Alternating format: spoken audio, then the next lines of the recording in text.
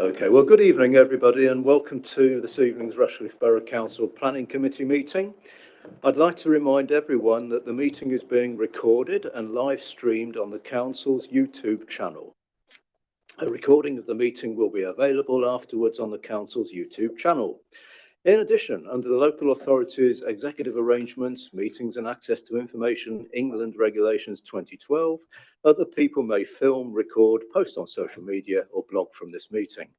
The use of any such images or sound recordings is not under the Council's control. May I remind councillors to please switch your microphones off when you're not speaking. So thank you. So for our visitors this evening, I'm Councillor Richard Butler, the Chairman of the committee, and Councillor Tony Wells is the Vice Chairman. And also on the top table, we have officers of Helen Knott, who is a Service Manager Planning, Emily Dodd, Planning Manager and Development, Tom Pettit, Senior Landscape and Design Officer, Gareth Elliott, Senior Area Planning Officer, Matthew Hilton, Senior Area Planning Officer, Bev Pearson, Area Planning Officer, and Alison Walker, who's solicitor. So, welcome, and I'd like to move on to the first item on the agenda, which is apologies for absence, please. We have apologies from Councillor Rex Walker and Councillor Giorgio. Councillor S. Ellis is substituting for Councillor Rex Walker. Thank you very much. And so, item 2, any declarations of interest? I think, Councillor Brown, you want to mention something, don't you? Yes, thank you, Chair. Interest in item 5 as the ward member, and I'll be speaking on it. And you'll be standing down from the committee for that item. Yeah. I have an interest in Keyworth one, the TPO. Okay, thank you. So, the next item is minutes of the previous meeting held on the 8th of February. So those of us who are here, are we happy that they're correct? Yep. Yep. Okay, so I'll sign those.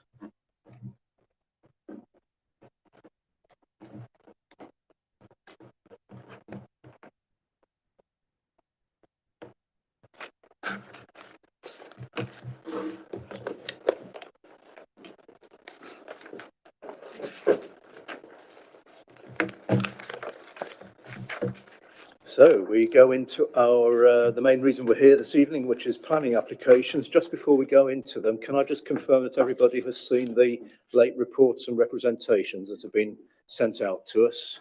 We will receive those. Super.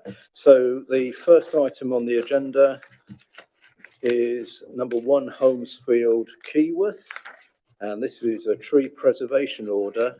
So, Mr. Pettit, you're going to talk us through this, please. Thank you. The tree preservation order protects a single sweet chestnut tree in the front side garden of 1 Holmesfield. Thank you. You can see the position of the tree there. It's a 1960s estate, and the tree is located in a particularly prominent location on the junction of 3 roads. The council became aware the tree was scheduled to be removed, and given the prominent location, decided to protect it. The tree preservation order was made on the 13th of December 2023 under regulations with 6 months to confirm it, but before doing so we need to consider any objections. I'll just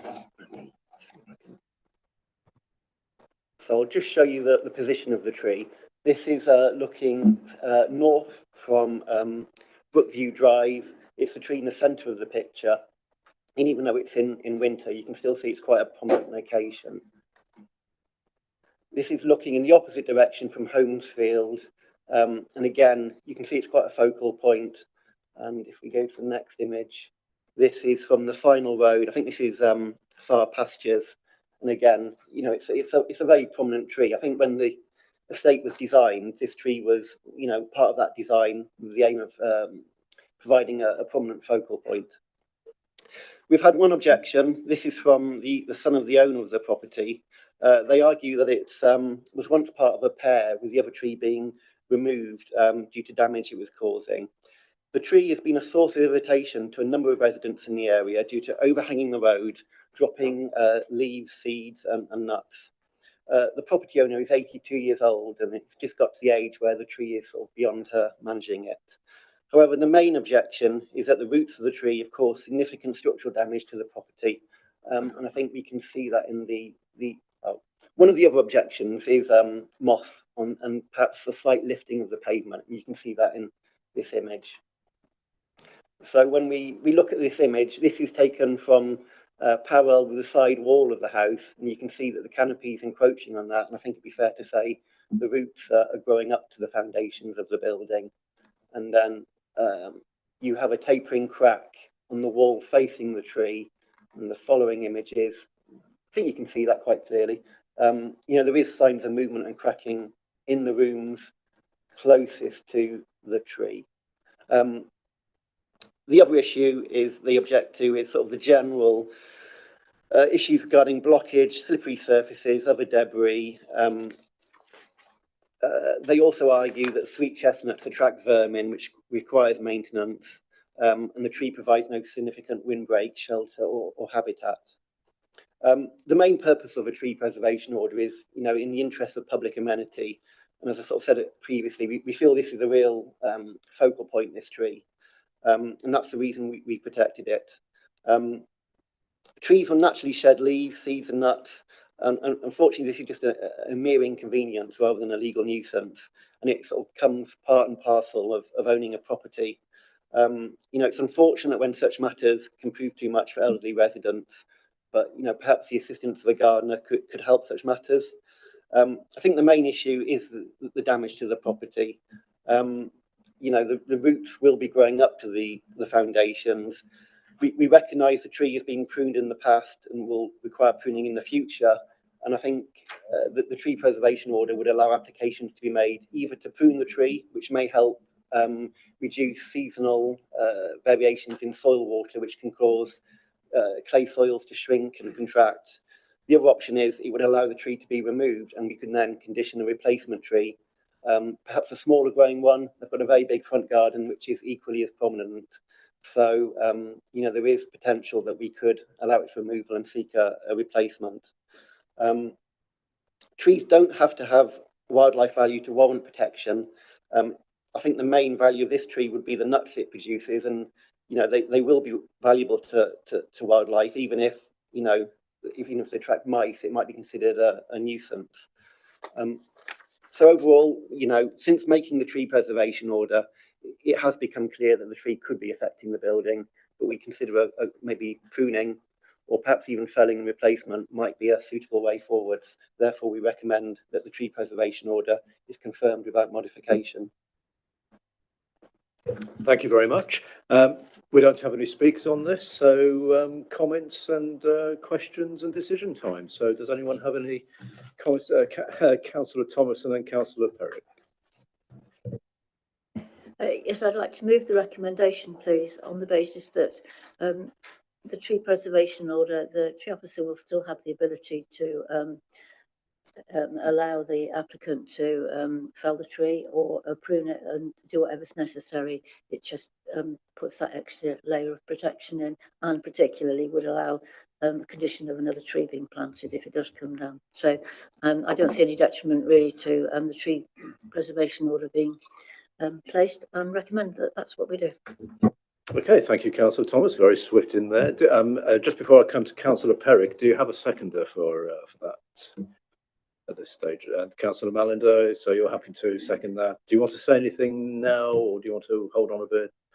I don't mind saying something now. I would prefer pruning rather than actually destroying the tree. Mature trees are much more valuable in both aesthetic appearance and for wildlife than young trees, and also in carbon capture. So I would think that it's possible to prune it and keep it as an attractive part of the street scene.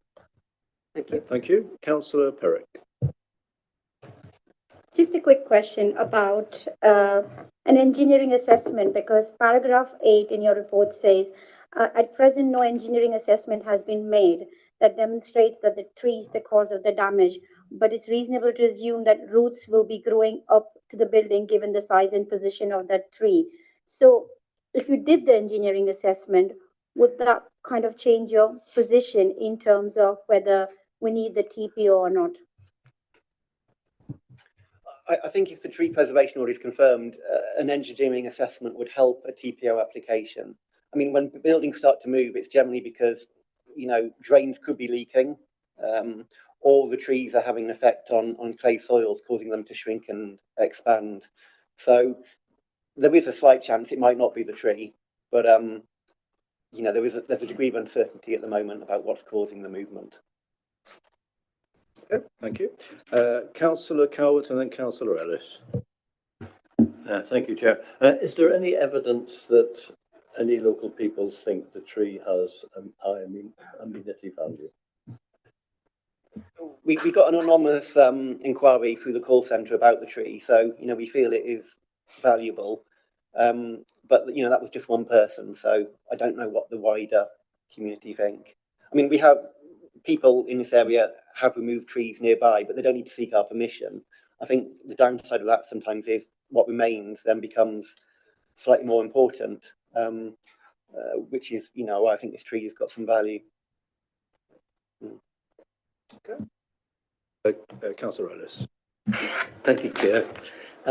If it were my house, with the strong possibility that the roots are causing the crack, I accept it's not a certainty, but if it were my house, I would be seriously concerned, and I would want action taken to actually remove the potential danger. I don't think pruning is going to do anything to stop the roots spreading, so I think that is an acceptable suggestion. I do like the idea of actually replacing it, which I think would solve the problem of having a tree there for its amenity value and also relieve the pensioner of her worries. Could we, sorry, Chair, could that be part of the recommendation that we will actually remove the tree and replant? I don't think we could perhaps commit to using a condition if we do allow it. We can't put a condition on at the moment, but when we consider a TPO application, we can then use conditions, and it's perhaps we can't promise that we will, but it's almost by default. I would suggest that when we allow TPO trees to be removed, a common condition is seeking a replacement.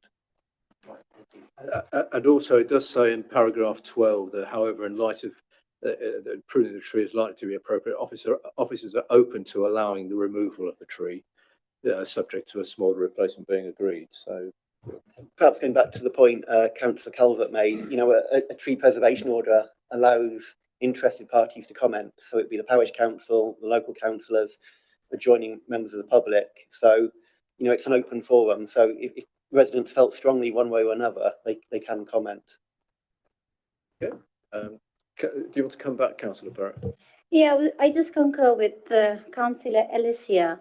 And I do feel that engineering assessment is not done. And if it was my house and the roots are causing damage, clearly pruning is not the solution there. So I was saying, what could we do? So if we do make the TPO, you're saying we can't make the condition. We could put the condition in there potentially that if the damage is proved to the house beyond repair, then we could fell the tree. So basically my question is, at what point will officers determine that yes, the tree is causing structural damage to the house and we need a replacement tree and we can't just do pruning?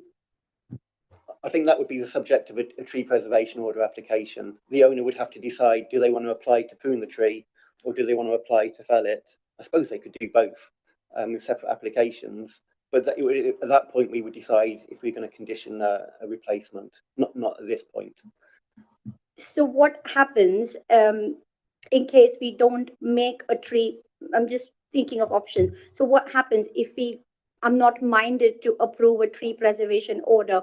Would that mean that the owner can fell the tree without the permission of the council? Yes, if we don't confirm the tree preservation order tonight, as soon as we sign the order and confirm that it hasn't been confirmed, after 6 months it lapses and the owner could remove the tree and we would have no powers to seek a replacement. So, any control we want over the future of the tree, whether that's pruning, felling, not allowing work, has to be done by confirming the tree preservation order tonight, and then using the powers it gives us to control applications and consider applications. Thank you. Councillor Edivine. Yeah, I just wonder if we're sort of getting into a debate here of stuff that's actually beyond the remit of the committee, because at the end of the day, it's a TPO. The property owner, as has been pointed out, can apply to do whatever they want, but it obviously has to go through a process. And I think, yeah, when you talk about felling a tree, I know from experience, if you take a tree like that down, it's just as likely to cause an awful lot of damage to your property because the whole of the ground changes because of the water table around the house will change. So I think that's really something for the resident to consider rather than for this committee to consider. And I think Councillor Thomas's recommendation, the resident is still able to do what they want, but it has to be debated. I think you're right. I agree, and I think we've asked some very understandable questions. So I think we're at a point where we need to make a decision. So unless there's no other speakers, so we have the recommendation in front of us. Show of hands, please, for those in favour of it. Please show. I think that's unanimous. Just for the record, no one against, and no abstention. So the TPO is granted. So thank you.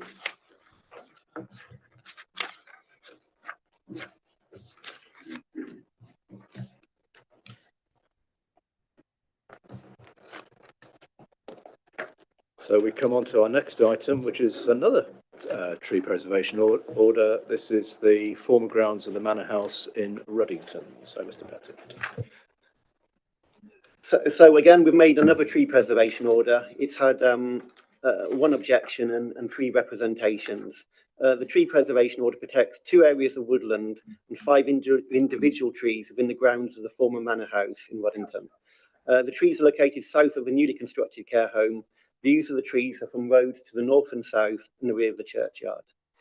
The value and importance of the trees was considered at the planning stage, and it was considered that a selective tree preservation order would be preferable, as it would highlight to the developer the trees the council considers most important. Again, we've got 6 months to consider, confirm that the tree preservation order, and we've got a duty to consider all representations made. You can just about make out the tree preservation order in that plan. And then this is the tree preservation order, and I think hopefully the next plans will show you more clearly what's protected. So this is a plan from the planning application. The yellow on my screen, they kind of look a grubby green colour on the screen. They're trees shown to be retained, and then the red ones are trees to be removed, either because they conflict with development or they are poor quality trees which generally would need to be removed because of their health. This is the same plan with our tree preservation order overlaid in green. So you can see we've protected a large woodland to the south of the site, a really large beech tree in the middle, a woodland to the north, and then a scattering of individual trees. And the objection to the tree preservation order is not in principle to the whole TPO, but into one yew tree in particular, and that's the one that's dotted red in the centre of the site. The site history is in 2021, we gave permission for the removal of poor quality trees within this woodland, and this was accompanied by the removal of a dense understory of laurel. The removal of laurel was exempt and could take place at any time. We did advise the site owner that retaining a belt of laurel around the perimeter of the site would be advantageous, but it was completely cleared, and this has opened up views into the site from the churchyard. The application to develop 3 properties on this site has not been determined, and there's an appeal on the grounds of non-determination. So as I said, one objection relates to T2, a yew tree. The objection is that the Senior Design and Landscape Officer, which is me, did not identify the tree as being significant in a consultation response to the planning application, and they sort of question why it's now being protected. The objection does not dispute the visibility of the yew tree in question, but it sort of questions the screening it provides due to past removal of low trees and understory vegetation, and it says views to the new residential care home are visible under the canopy of the tree. It also notes that the churchyard is used infrequently, and there are other trees within the churchyard that limit views into the site. They also argue the future development context of the site needs to be considered, and there were landscaping proposals as part of the application that showed new planting. When we serve a TPO, we notify adjoining property owners, and 3 adjacent landowners have responded. 16 Church Street criticises the TPO for not protecting all the trees shown to be removed within the planning application, and argues that the tree preservation order shouldn't limit itself to trees that are visible from public vantage points. 41 Manor Lodge responded to fully support the tree preservation order, and the owner of Garden House believes it's an excellent idea, and highlights the amenity value it provides to the new occupiers of the care home. In response to the objection, I did make the following comments at planning stage. The churchyard, while secluded, is a publicly accessible space, and from this location, views are visible of a freestanding yew tree, T2, and a group of yew trees in the northern corner, and these soften the views of the eastern end of the residential care home. Plot 1 and 2 requires the removal of a number of trees. The condition and prominence of these trees varies considerably, but given the felling of poor quality trees and the removal of the laurel understory that took place previously, T2 is now quite visible from the rear of the churchyard and helps to screen the new care home. And I would expect to see these trees retained. There are better and more significant trees within the tree preservation order, but T2 is clearly visible from the churchyard. And as it was proposed to be removed by the development, was the reason why we protected it. We consider that despite landscaping proposals being put forward in the planning application, retention of these mature trees is important, and they enhance the character of the conservation area. There are mature trees within the churchyard, and they do sometimes limit views into the site, but T2 is clearly visible from the northwest part of the churchyard. And I think it's probably time I showed you some pictures of the trees. So this is from the north of the site. That's a new care home. The trees to the immediate left of it are some of the ones we've protected. This is the view that will be, this is the only access into the site. And you can see you've got some quite prominent gateway trees, although the rest of the site is largely screened from view. And again, this is looking back towards the care home. And again, the trees do make an important backdrop to the character of Manor Park. And that's quite a picturesque road, private road with some large properties, a lot of which contain mature trees. Thanks to Google, we can see this view. There's some large trees which are in front of the churchyard, but you can see that the trees to the left do contribute to this sylvan backdrop to the centre of the village. And this is the road junction, outside the parish offices. So it's the heart of the village. And again, you can see the trees, sort of, particularly the dark evergreen yew trees, being visible. And again, this is looking down Church Street, so they are a backdrop to this road. This is a view as you come into the church and sort of walk around the west side of it. You have got some large trees. Again, there are in summer glimpsed views of the care home. The tree in question that they're objecting to is the round one on the left-hand side of the image. This is probably the best tree on the site. This is a mature copper beech. And then we've got some images of, again, similar ones to we've just seen, but in winter. And again, the dark evergreen tree to the left of that silver birch, the tree with the white bark, is the one that the objection relates to. And you can see how it does make an important sort of screen. Again, this is a view towards the care home.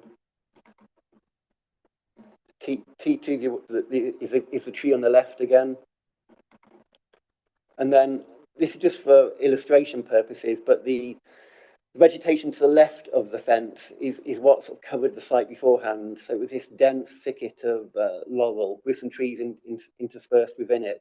But hopefully that gives impression of, you know, how dense the woodland or the vegetation was prior to the site being sort of largely cleared.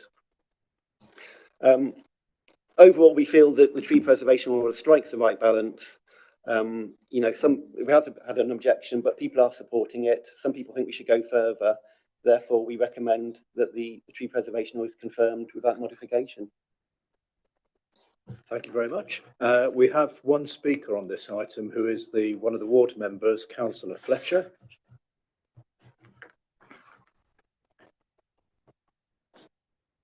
So you have you done this before here? Oh right. Well, you've got up to 5 minutes to address the committee. Fine. And if you're still speaking at 4.5 minutes, we'll tell you there's 30 seconds left. And then if you're still speaking at 5 minutes, we say please stop. So as soon as you're ready, switch the microphone on and you can address us. Yeah. Thank you, Chairman. I will keep this brief. As the officer has already said, on the objection item number 6, third paragraph down, last line, that it was noted that the churchyard is used infrequently was part of the objection. I dispute this. I don't think this person knows about the area. This is used very frequently every single day, especially Monday to Friday, because of parents taking children to school. If you look at the photograph there, this is the other route if you don't go through the churchyard. And you can see that it would not be very good for parents to be taking the children down there. So they go through the churchyard, so do people with wheelchairs, mobility scooters. And to say that this is used infrequently is wrong. I just want to make sure everyone knows that. I also, going on about the appraisal, as our officer said, the churchyard was secluded as publicly accessible space and its location views are visible. You can see the yew tree from there. It is plain to see a lot of people use that area. But as ward members for Ruddington, councillors Walker, Gaunt and myself, while supporting the comment that was made by 16 Church Street about wanting more trees to be included in the order that aren't visible from a public vantage point, we do realise that the borough office do need to maintain a balanced approach. So in conclusion, Chairman, as one of the 3 ward members, as I've stated, for Ruddington, also I'm the current parish council chairman for Ruddington, and as a resident of our wonderful village, I fully support the recommendation. The number 1 tree preservation order is to be confirmed without modification. Thank you, Chairman. Thank you very much. Well within your 5 minutes. Oh, you've got some more photographs apparently.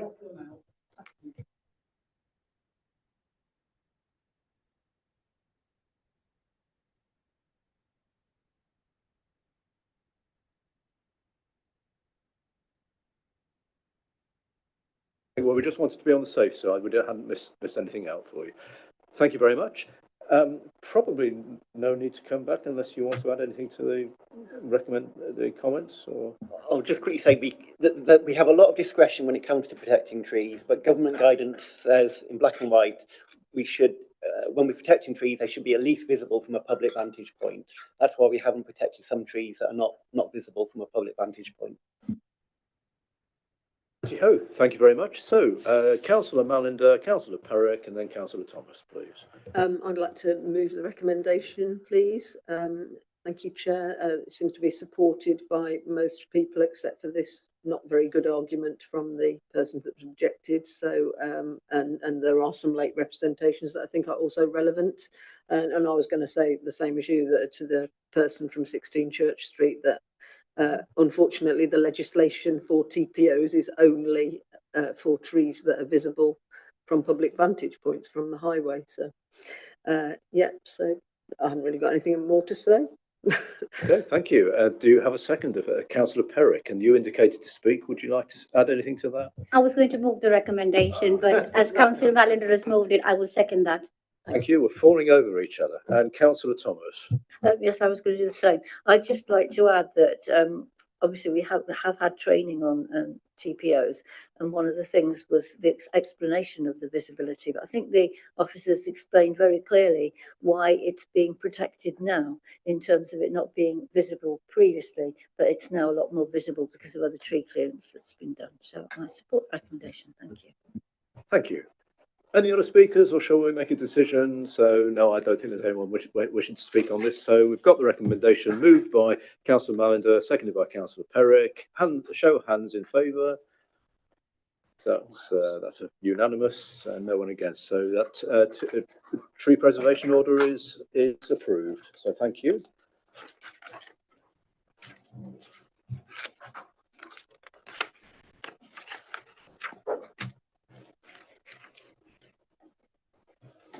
Just moving chairs around a little bit. Okay.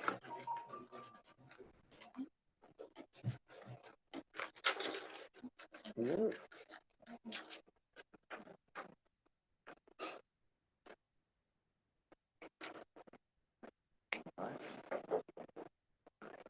Okay. So we move on to our the next application. This is Sharp Hill Wood, Lambere Lane at Walton, spreading of waste topsoil on land west of Sharp Hill Wood. This is an application where we are not actually the determining, finalising planning authority. That is the Nottinghamshire County Council, but we're here tonight as a council, as a consultee to the application that is at the County Council. I'm sure you know that, but I just need to clarify that. So, Mr. Hilton, please. Thank you, Chairman. So members are advised that there is a late representation from our Environmental Sustainability Officer. He recommends that a further protected species walkover survey is carried out immediately prior to the commencement of development. And as such, it's proposed that this would be added to the list of recommended conditions at the end of the officer report in front of you. Members are also advised that the lead local flood authority has submitted a comment on the Nottinghamshire County Council planning file stating no objection. So although it's not been sent to us, I've been made aware that it's on their website. So just for your information. So this is a county matters application for which we are a consultee, and Nottinghamshire County Council are the determining body. Application proposes the depositing of surplus topsoil arising from the housing development at the Melton Road strategic housing allocation to the west of, to the east of Sharp Hill. So the application site falls in the Greenbelt. The land in question comprises agricultural fields located to the south of Peveril Drive, to the west of Sharp Hill Woods, and to the north of the A52. And a footpath runs from Peveril Drive to the north to Sharp Hill Woods, and then two footpaths run east to west, linking to Old Road to the west side of the site. Just got an overview of the site there. And as you can see, on the eastern side of Sharp Hill is the Melton Road strategic housing development. So this plan shows the proposed depositing of earth from the housing development. The levels of earth to be deposited would vary between 10 and 20 centimetres in depth across the site. So the yellow area is to be deposited with 10 centimetres, or land to be raised by 10 centimetres. The orange area to the north is to be raised by 20 centimetres. To the edges of each area, there would be a 10-metre buffer in which the land would be effectively graded, avoiding the depositing of material on boundary trees or hedges. And this is just, it's probably not very clear, but this is an overview of the site showing the footpaths crossing east to west to the north of the site there. So during the course of the application, during the course of the earth moving works, the two paths running east to west would be closed, and an application would be made to the County Council for a temporary closure. It's likely the works would take around 6 weeks to complete. During this time, the footpath running from Peveril Drive to Sharp Hill Woods would remain open. It's understood there would be an informal route from Peveril Drive to Old Road along the northern edge of the field, which would remain open, but this is not going to be formally agreed with the County Council. I'm just going to run through some photos of the site. So this is looking from Peveril Drive south into the site. Got Sharp Hill Woods on the left-hand side. This is standing on the crest of the hill, looking back towards Peveril Drive, and then just on the left-hand side is Old Road, and you've got the housing development off to the right. This is the view of the first footpath you come to running west towards Old Road, and then second footpath cutting across the site. Another view looking west across the site.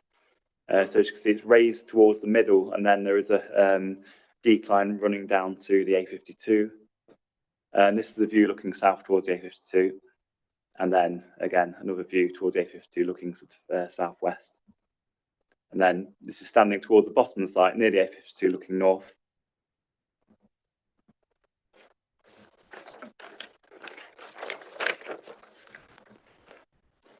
So in terms of the officer assessment of the proposal, main consideration from our point of view is the site falls within the green belt.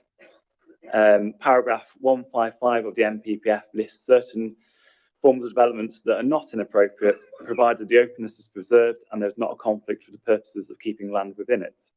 And these exceptions include engineering operations, and the depositing of topsoil would be considered to be an engineering operation. Given the modest depth of the soil to be deposited of between 10 and 20 centimetres, and the grading of the land and restoration back to agricultural use once that has been carried out, it's not considered that the proposal would conflict with purposes of including land within the green belts, or that it would harm the openness of the green belts. Therefore, it's considered that the proposal would comprise an exception to inappropriate development. So from a visual consideration, again, given the modest depth of soil to be deposited and the grading to the edges, it's not considered it's going to significantly change the visual appearance of the land, particularly once it's been brought back into agricultural use. I'm aware that flooding has been an issue that has been raised, particularly by residents living to the northern edge of the site. As stated, we received, or the County Council received a response from their lead local flood authority stating no objection, and it is a matter to be considered internally within the County Council. A drainage technical note was provided with this application, as visible on the application file. And again, the process of a temporary footpath closure is for the County Council to consider internally. So therefore, the application is in front of you with a recommendation that the Borough Council does not object to the proposal, subject to considerations listed in the recommendations section of the report, and the additional recommendation of a walkover ecology survey as recommended by Environmental Sustainability Officer. Thank you very much. And we don't have any guest speakers on here, so we can go straight into discussion and decision. And as a reminder, we are just deciding what our response will be to the County Council. So Councillor Ellis and then Councillor Edivine, I think, were the two hands I saw go up. So, sorry, Councillor Calvert as well. So Councillor Ellis. I don't see any grounds on which Rushcliffe could actually object to this. It seems to be a fairly straightforward case. So I'm happy to move officers' recommendations. Thank you very much. Short and to the point. Excellent. Do you have a seconder for that? Councillor Wells, you're happy to second that? I'll second it, Chair. Okay, thank you. But we have got other speakers. So it was Councillor Malinder. Was it Councillor Malinder? No. Sorry, it's Councillor. I'm sorry, Councillor Edivine. Yes, sorry. I'm not sure if this is actually relevant, but obviously this is topsoil from a previous development. Surely there should have been a condition in the previous development as to what that topsoil, how that topsoil would be disposed of. And I'm just, I actually agree with the recommendation largely, but I'm just slightly concerned that is this a case of a developer not actually adhering to the conditions of a previous planning application and now coming forward with an application to spread some topsoil elsewhere? Can we answer that? Can we provide some reassurance, I think? Thank you, Chairman. So in the supporting statements being provided, the justification for depositing the topsoil is a reduction in vehicle movements and emissions by depositing it locally rather than removing it from site. I can't really comment further on the sort of compliance with the conditions, but that's the justification that's been provided. Thank you. Does that help, Councillor Edderby? Good, thank you. And Councillor Mallender, please. Thank you, Chair. I was just going to ask that that I would only support this if the condition mentioned by the Environmental Sustainability Officer is part of the. So is that the idea that would be included? It is. Okay. And I was just so it's from not very far away, so I presume it's a very similar kind of soil. It's not going to be a totally different kind of soil, which might affect both its agricultural use and its value for wildlife.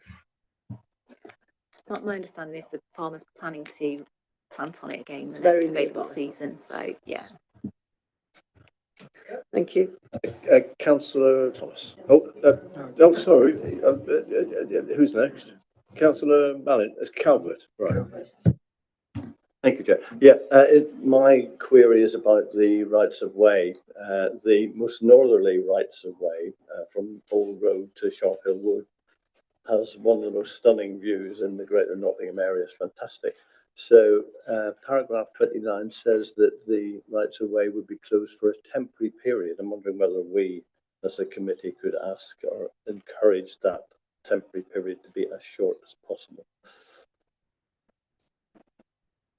We could do that. I think we heard it was likely to be 6 weeks. Yes, but, I seem to have heard but that, we can certainly, I don't see any reason why we can't put a little note in that in our comments on that.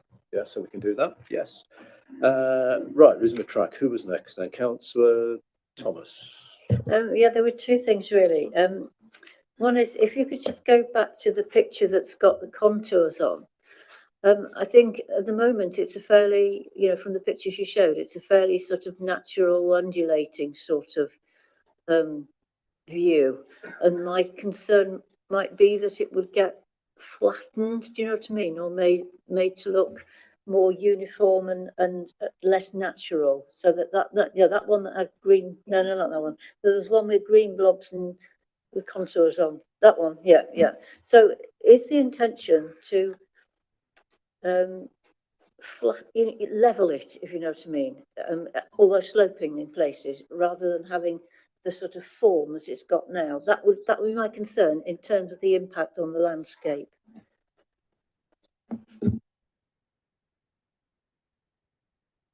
I was going to pop in on that, but if you want to come, I wonder whether paragraph 27 helps on this, where it says proposes depositing soil across the site at a depth varying from 10 to 20 centimetres. But that's just something I just noticed. Well, my concern was that the 20 centimetres would be in the dips and the 10 centimetres would be on the higher areas, so that would level it. That was what I was thinking, really.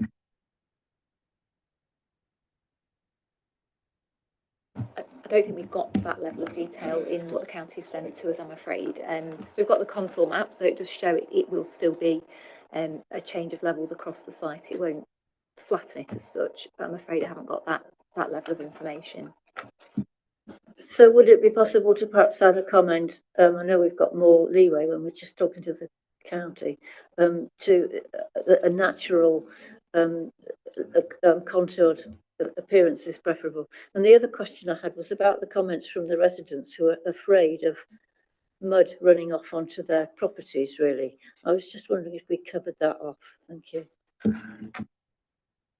Certainly we can add the contour mention on. In regards to running water off, again, I would imagine that's more of a county thing, isn't it? But can we add that?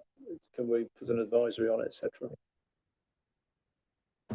So as part of the information submitted to us, there was a sort of drainage assessment or addendum added, which does make reference to the deposited soil not having a greater runoff percolation rate than what's already there. So that's all I can really add in terms of that assurance, but it would be for County Council to consider internally. So presumably the advice in that case would be, if residents still have that issue, to take it up with the county. Is that where we are? Yes, so residents can obviously direct their comments directly to the county, and you as councillors can, as individuals, make comments to the county as well as a committee if you wanted to. Okay, good. Right. No other speakers. Councillor Brown. Yes, thank you, Chair. Just one thought about the conditions on the end of the report, and I'm sure colleagues at County Council will hopefully think of it themselves. It's going to create quite a large number of HGV movements, and to be considerate to the local residents, these HGVs should take a certain route to avoid as little nuisance as they can do. Yes, a good point. I think you're correct that the County Council would consider that, and also we've made our own reference to control of noise, dust and vibration anyway, but I think it's fair to say that it's likely to be covered, isn't it? Yeah, so hopefully that reassures you. Righty-ho. Okay, so no other speakers on this one, so that's an interesting discussion, an important one.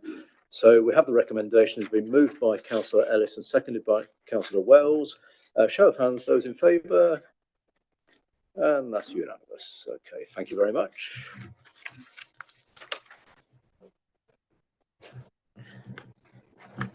Right, so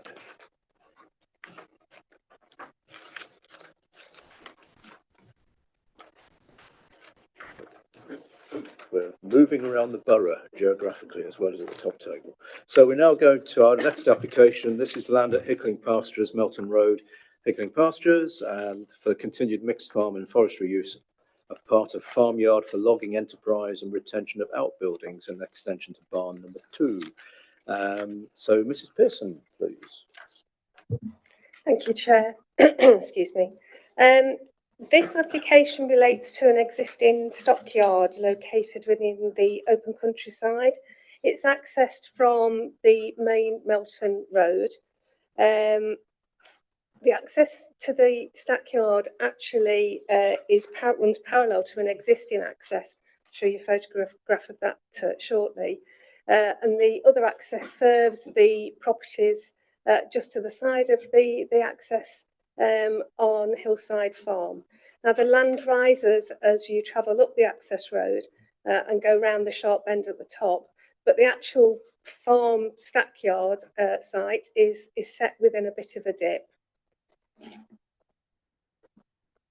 So there's the aerial photograph. You can see the property just to the northwest, which is Hillside Farm. You can see that just below the site to the southeast, there's Hickling Lodge and I think Lodge Barn, but the surrounding area is predominantly agricultural fields. This is a quick plan of the actual layout of the site. Now the proposal is for a retrospective application seeking permission to retain what is currently a mixed agricultural logging enterprise. This has been operating for some time at the site, and it includes 2 barns, storage yard and some associated structures and equipment. If you look, I don't know if you can quite see because the writing is quite small. The barn at the top is barn 1. The hatched building is barn 2. And then the larger hatched area is the storage yard. So just if I talk you through some photographs, I think they give a clearer indication of what the buildings are actually look like, where they are and how they're used. So this is from the top of the access as we've come up from Melton Road. We've gone round the corner. We're at the peak of the top of the site now, and we're looking down towards, you can see the two barns just in the background there. This is barn 1. This barn is used generally for agricultural purposes and agricultural storage, although it is occasionally used for storage of logs during the busy period of the business operation. The business operation runs normally between October and March, which clearly is the winter months.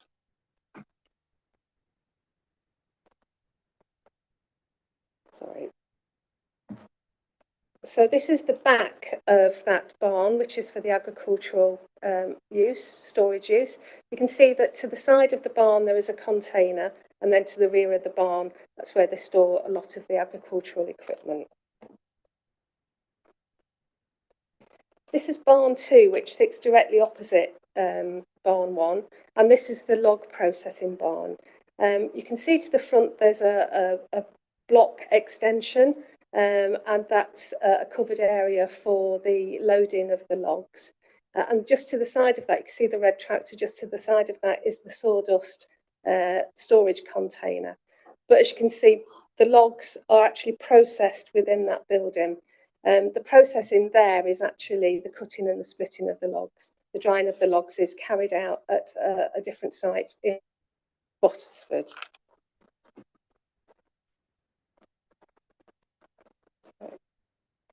This is a side view of the, you can see the sawdust storage unit, and you can see the tractors and the logging loading area. This is a rear view, just showing you the equipment and the containers that are there. There are 2 containers at the back. One is used as an office, one is used for storage. You can see that there are some wooden crates, and that's used for storing the cut logs. This is the storage yard. Looking from the, you can just see the sides of barns 1 and barn 2. It's looking up the site towards the back of the site. You can see that the storage is used for agricultural purposes with the hay bales, and beyond that there are the logs that are being stored. Just a quick view of the uncut logs. So these are the uncut logs that are transported into the site. These are delivered fortnightly by HGV lorries. They're stacked in the yard, then they're transported into barn 2 for the cutting and splitting. They're then stored there until they're transported by tractor and trailer to the drying kiln at Bottisford, and then returned to the site for storage to be collected by flatbed trucks, which will take them on to the customers. Again, you can see the amount of untreated, unsplit, unprocessed logs that are being stored. These photographs were taken only last week, so it is at a busy time of year for them. Again, you can see the sort of trucks that are there that are picking the logs up to be able to take them down to the customers. And again, the storage areas. The logs that have been stored in wooden cases or in crates. And this is looking towards the back of the site to the crest of the hill. This is the access road looking down from the site down towards Melton Road. And you can see it's quite open at this point. It's looking down in the background, you can just see Hillside Farm and the paddock. And you can see that it's just a gravel surface. Further along the track, there has been some hedgerow planting. Now, when permission was granted for the access track, there was a condition that required some landscaping along the sides of the track. This has been carried out in places, but clearly there are still some parts of the site which are parts of the track which haven't been planted. But a landscape plan has been submitted with the application, showing landscaping to these areas, showing some planting of some hedgerow, and that can be secured by condition. This is the Hillside Farm site. You can see that it's open. There's a gap in the hedgerow, which the application proposes to infill. And you can see further down the track towards Melton Road, you can see the houses on Melton Road. You can see that there is a large expanse of open track with no hedgerow planting.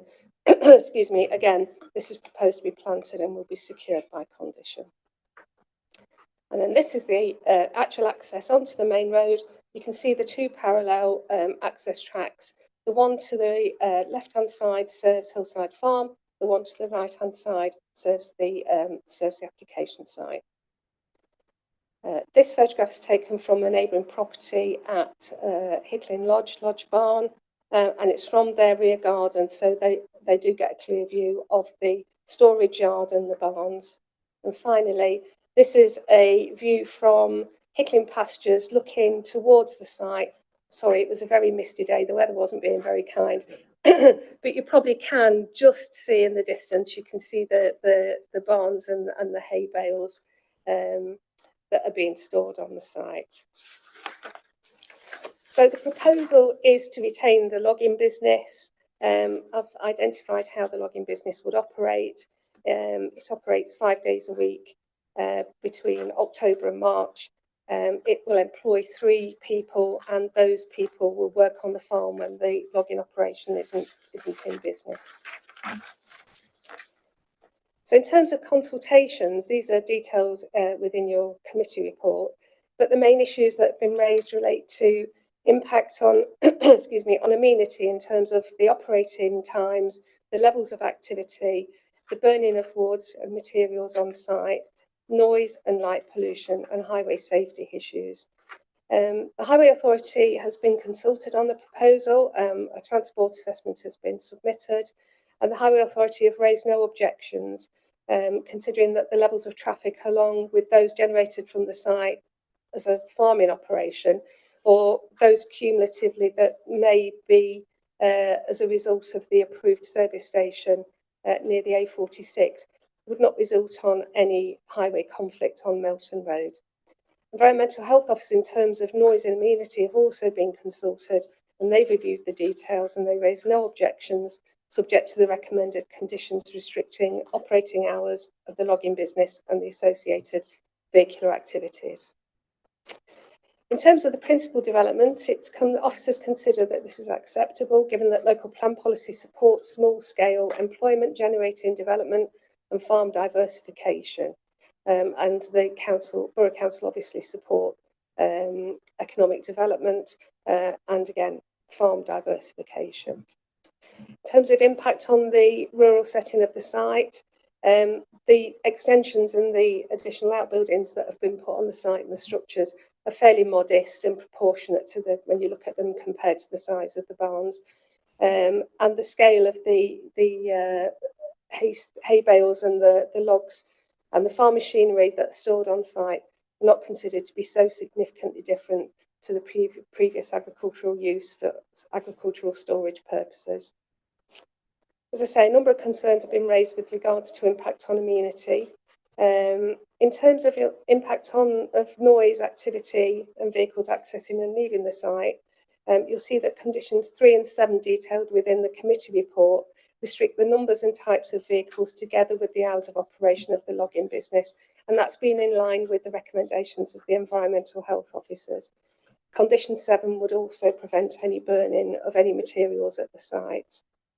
You'll also note that environmental health officers had suggested that perhaps condition could be used to secure the hay bales and the logs stored along the side and the southern boundary of the site. But however, we've considered this, and we considered that it wouldn't meet the reasonableness of a condition as set out in the MPPF. Those bales and the logs are there purely for storage purposes, and obviously they'd be removed from the site as and when the business required them. In terms of highways, again, as I say, highways have not raised any objections. They've assessed the transport statement and concerns raised with regards to the amount of traffic and the type of traffic that will access and enter from Melton Road, and they don't consider that there would be any significant impact on highway safety. In terms of dust, which was an issue that's been raised, The logging barn has got a sawdust storage unit, and it's got ventilation and extraction on there. Again, condition 3 would restrict the times of the processing of the logs. You'll also note, finally, that the recommendation is for a temporary permission of 2 years, and that's to allow the council a mechanism to review the situation at the end of that time period. Any noise complaints that are received by environmental health officers during that period obviously would be investigated as a statutory noise nuisance, and it will give us the opportunity at the end of 2 years to reassess the situation. So taking these matters into account and the detailed considerations set out in your committee report, the officer recommendation is for the granting of planning permission subject to the conditions set out on pages 40 and 42 of the report. Thank you. Thank you very much. And we have one speaker on this item, who is the ward member, Councillor Cumberlack, please.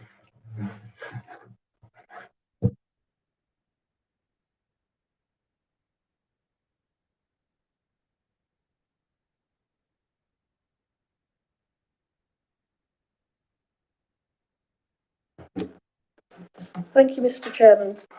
This is mainly about the impact on residential amenity through noise and vehicle light pollution. This application was already retrospective in 2021 and has had a considerable number of delays, resulting in confusion and frustration for residents.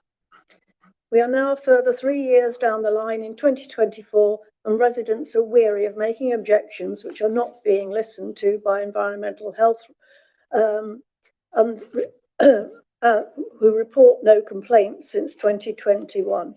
But those were in response to the original application, and any subsequent comment has been via the web portal or via officers. One complaint has from a resident at Hickling Lodge, submitted back in 2021, was a comprehensive rebuttal of claims made in the design and access statement, which seems to have been lost in the mists of time. A further complainant has since sold up. Firstly, the description of use paints a very rural scene. This is far from the reality. This is an industrial rather than a rural business, bringing with it noise, air pollution, and increase in vehicle movements, as substantiated by the NCC Highways comment, which mentions a significant increase in vehicle movements. I'm not sure if members have visited the site, but the access road runs directly alongside the dwelling access and garden boundaries of properties, stables, and horse paddocks, creating a considerable loss of amenity for those residents.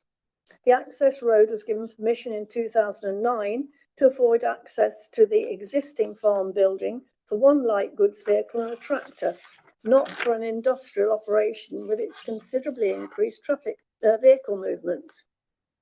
The plan in 2009 showed the planting of a hedge and trees along the access road. This has never happened. But if conditioned now, as in the landscape plan, and trees planted either side, it would help considerably with noise and vehicle light pollution. Whilst this is being claimed to be a 6-monthly operation, which may be true for sales, the build-up of stock, transport and raw materials and sawmill operation is continuous, creating considerable noise nuisance. In addition, the burning of waste materials affects air quality. At present, this application is very definitely not in accord with Policy H3 of the Hickling Neighbourhood Plan regarding tranquility, nor Policy 10 of the LPP1 or Policy 1 of the LPP2. I'd ask members to look at paragraph 15 of the report, outlining concerns of the Environmental Health Officer, and request further noise attenuation be conditioned along the southwestern boundary. As said, this business has been operating without authorisation for over 2 years, and belatedly in 2021 was subject to a retrospective application. There's therefore been plenty of time to demonstrate its negative impact on residential amenity. Considerable delays in the application process have caused disillusionment with the system, and reporting of concerns, including noise, since the application was lodged in 2021, as have said, have been via web portal and officers when possible. Any permission brings with it harm to residential amenity and the potential for serious expansion of this operation to the detriment of neighbouring residents. If you consider approval, I'd ask the hours of the timber business be conditioned as originally set out in the DNA of 800 to 1500 hours. Tree screening for noise attenuation as outlined in the initial access application. Tree hedge planting on southwestern boundary to limit noise. Thank you, Mr. Chairman. Thank you, Councillor Cumberlack. That's well within 5 minutes, so thank you for that.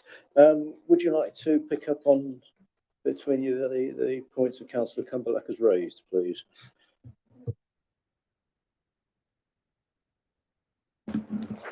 Yeah, just to reiterate, I think most of the issues or the issues that have been raised with regards to immunity have been covered in the report and are mitigated against by the proposed conditions.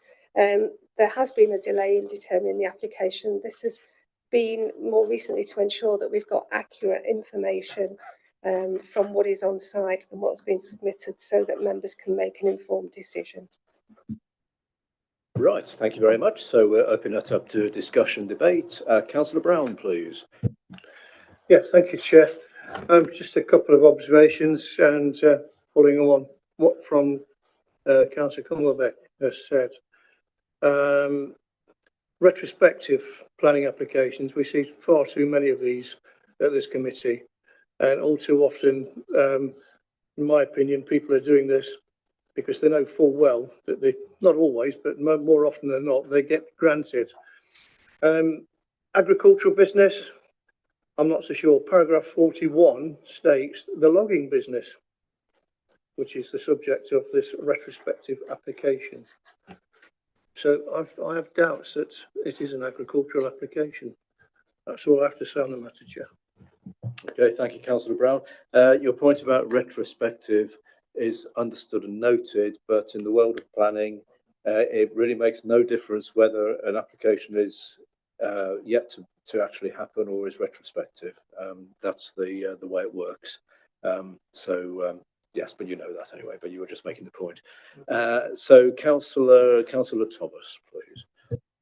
I was just going to ask for clarification, please. Has there been a change of use here? Is this still an agricultural use for these buildings? And what sort of agricultural use goes on the rest of the time? I'm noticing the earlier applications were for cattle sheds and pig barns. Is that what happens the rest of the time? And if so, where are the cattle and pigs while they're doing the logging? Thank you. Excuse me. Yes, certainly. No, it is actually a mixed use. So the existing agricultural use will still be in existence, but it will also have a mixed use with the logging business for a certain period of time during the year. The barns are actually still used for storage of agricultural equipment, tractors, all sorts of equipment, and also for the hay bales that are being stored there. So although it isn't being used for livestock, it's still got an agricultural use, and clearly the stackyard is still being used to store the hay bales and other bits and pieces of equipment that are required on the farm. So although we talk about the logging business quite a bit in the report, it's the logging business that has raised the concerns rather than the agricultural use, and it is a mixed use as per the description of the development in the application. So in terms of use going forward of the site, I realise this is temporary at the moment, but does that change of use confer the ability to do other things other than the logging and the mixed logging and agricultural use? Do you understand my question? The description is quite specific, and that would be, if we were to approve even for the 2-year period, it would be specific to the description of the application. That is what they've applied for, and that's what we're looking at. If there was any future expansion or any future changes of use, that would have to be assessed as a separate application.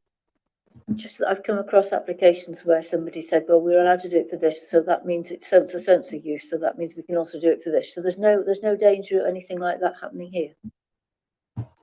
I think because of the way we've described it, it's quite specific. So you're right. Sometimes we'll put C3 use, and then it's quite broad, or D.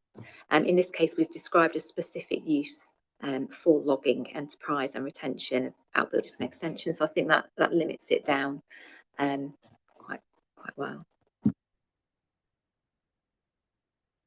Anybody else, or Councillor Ellis? Not on specifics, Chair, but we have an officer presenting a picture, and we have Councillor Cumberlack presenting a somewhat different picture, a less favourable picture, and I'm struggling to know which way to lean. I think this is a very difficult application, but I think we should consider the point, if we approve it, about restricting the hours, not necessarily from 8 till 3. It might be another set of numbers, but I think the hours are probably fairly wide as they stand. And if there is any nuisance being emitted from this logging facility, then reducing the hours would reduce the nuisance. So I think we ought to consider that. That's about all, Chair.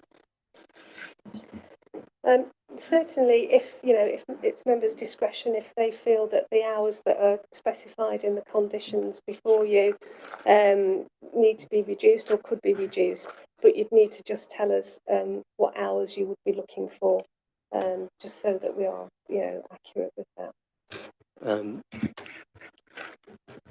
I haven't got any specifics in mind, but when I read the application the first time, prior to this meeting, I was thinking in terms of an 8 o'clock start and a 5 p.m. finish.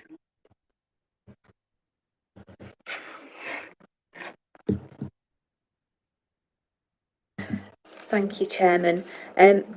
It's probably worth noting that we specify hours in 3 different conditions. So there's one for use of the barn, one for tractor and trailer movements, and a further one relating to delivery to customers. So if members are minded to move a recommendation with different hours, we just need to make sure we cover it off in here so members know what recommendation they're moving. So would you want it to be 8 till 5 for each of those operations? Yeah, thank you. Thank you. That's a consideration. I've seen Councillor Mallender, but Councillor Wells had his hand up just before. So Councillor Wells and Councillor Mallender. Thank you, Chair. If you look at item 6 on the recommendations, it says not on Sundays and not on bank holidays, which is a definite change from the original application. Thank you. Thank you. So Councillor Mallender, then Councillor Edivine, and then Councillor Perrick. Sadly, I've seen plenty of applications like this that are retrospective, and I realise that the planning office can do nothing but take what has been written down by the people who are making the application. However, when it is a retrospective application and there is what I consider to be overwhelming evidence that the operation is not what is being referred to in the application, that it is more of an industrial process, that there is noise coming from it, there are fires being lit, and there's a condition against that, but there may be a problem with enforcement, as there has been in the past, and it very much worries me that this kind of that what's going on now, and what is clearly causing a great deal of anxiety and inconvenience to the people living nearby, so much so that as Councillor Cumberlack has mentioned, one of them has actually moved away in the time it has taken for this 2 years of it to be running. I must admit I'm very minded to to certainly vote against this. And if there is a seconder, I'd be quite willing to go for a refusal. So I don't know whether anyone would be prepared to do that. Thank you. Thank you, Councillor Mallender. Well, you can move that. You need a seconder, but also you would need to be very sure of reasons for refusal, and that could be a little bit of a challenge, I suspect. But you've made your comments. Officers, do you want to come back on any of that? It might be helpful just to clarify what your thoughts are on reason for refusal. It sounds to me like it's not been adequately demonstrated with regards to impact of noise on amenity. So, yes, noise and quite a few other things. If you go back to the original paperwork, if you look at the people that live nearby and their objections, there are quite a few. I'm trying to find the objections from the people section.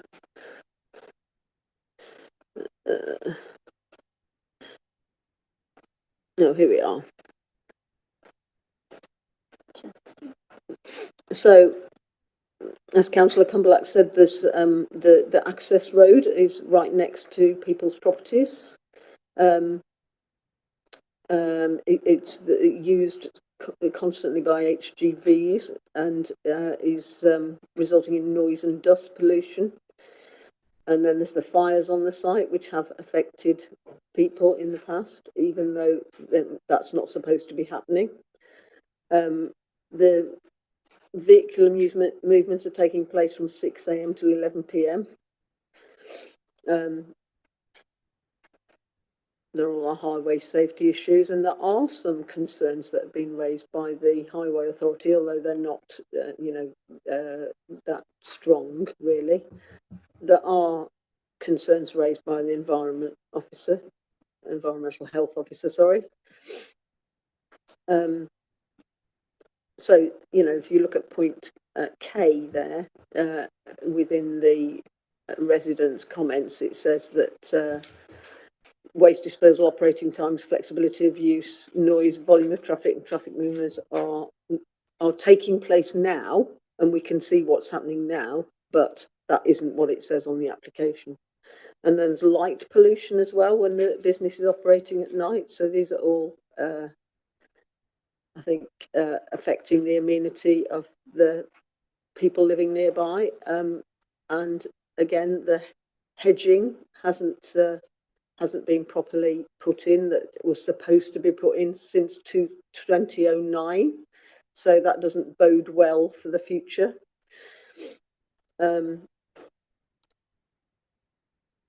It's all about things being disposed of in an environmentally friendly way. So I think there is a lot of evidence from the people of the way the operation is currently running, that there's quite a lot of effect on the amenity of neighbours.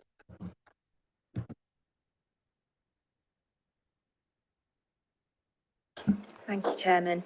So it sounds to me there are lots of amenity concerns. So you've pointed out noise from the business, noise and dust from the access road, light pollution from the business.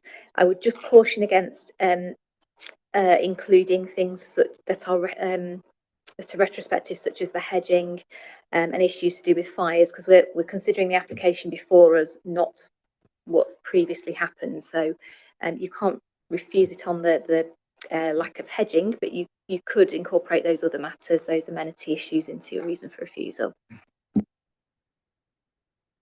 You want to think about that, Councillor Mallender? And well, if there's someone prepared to second, I would move that refusal. Councillor Thomas? I might be prepared to second, but I've got another question.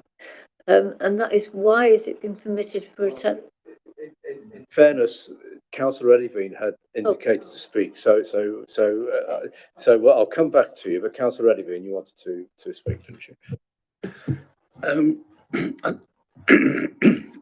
When when I looked at this report, and it is an area, it's not far from where I live, so it's an area I know. I think my reaction when I read through the report was that there was very little we could reject it on, even though it's retrospective and we all hate retrospective applications. But there were an awful lot of conditions that needed to be attached to it in terms of its operation. I sort of felt that those conditions were there.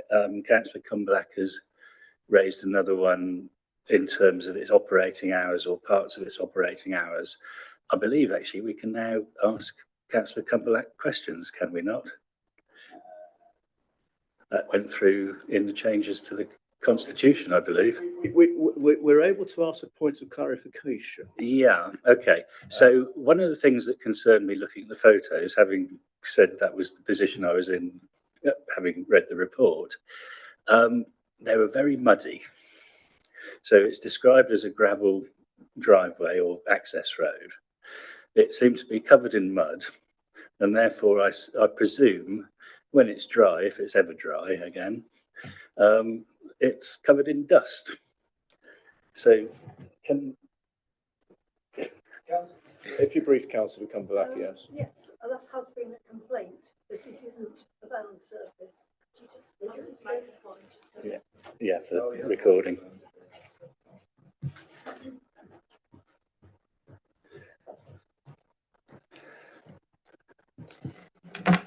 Yes, you're quite correct. There have been complaints about the dust arising from the vehicles going up and down the track.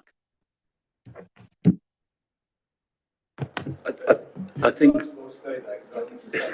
just in case, I think I'm still probably of the opinion that there's not really any reasons to refuse this, but I do want to make sure that we get conditions that are enforceable and that they are enforced.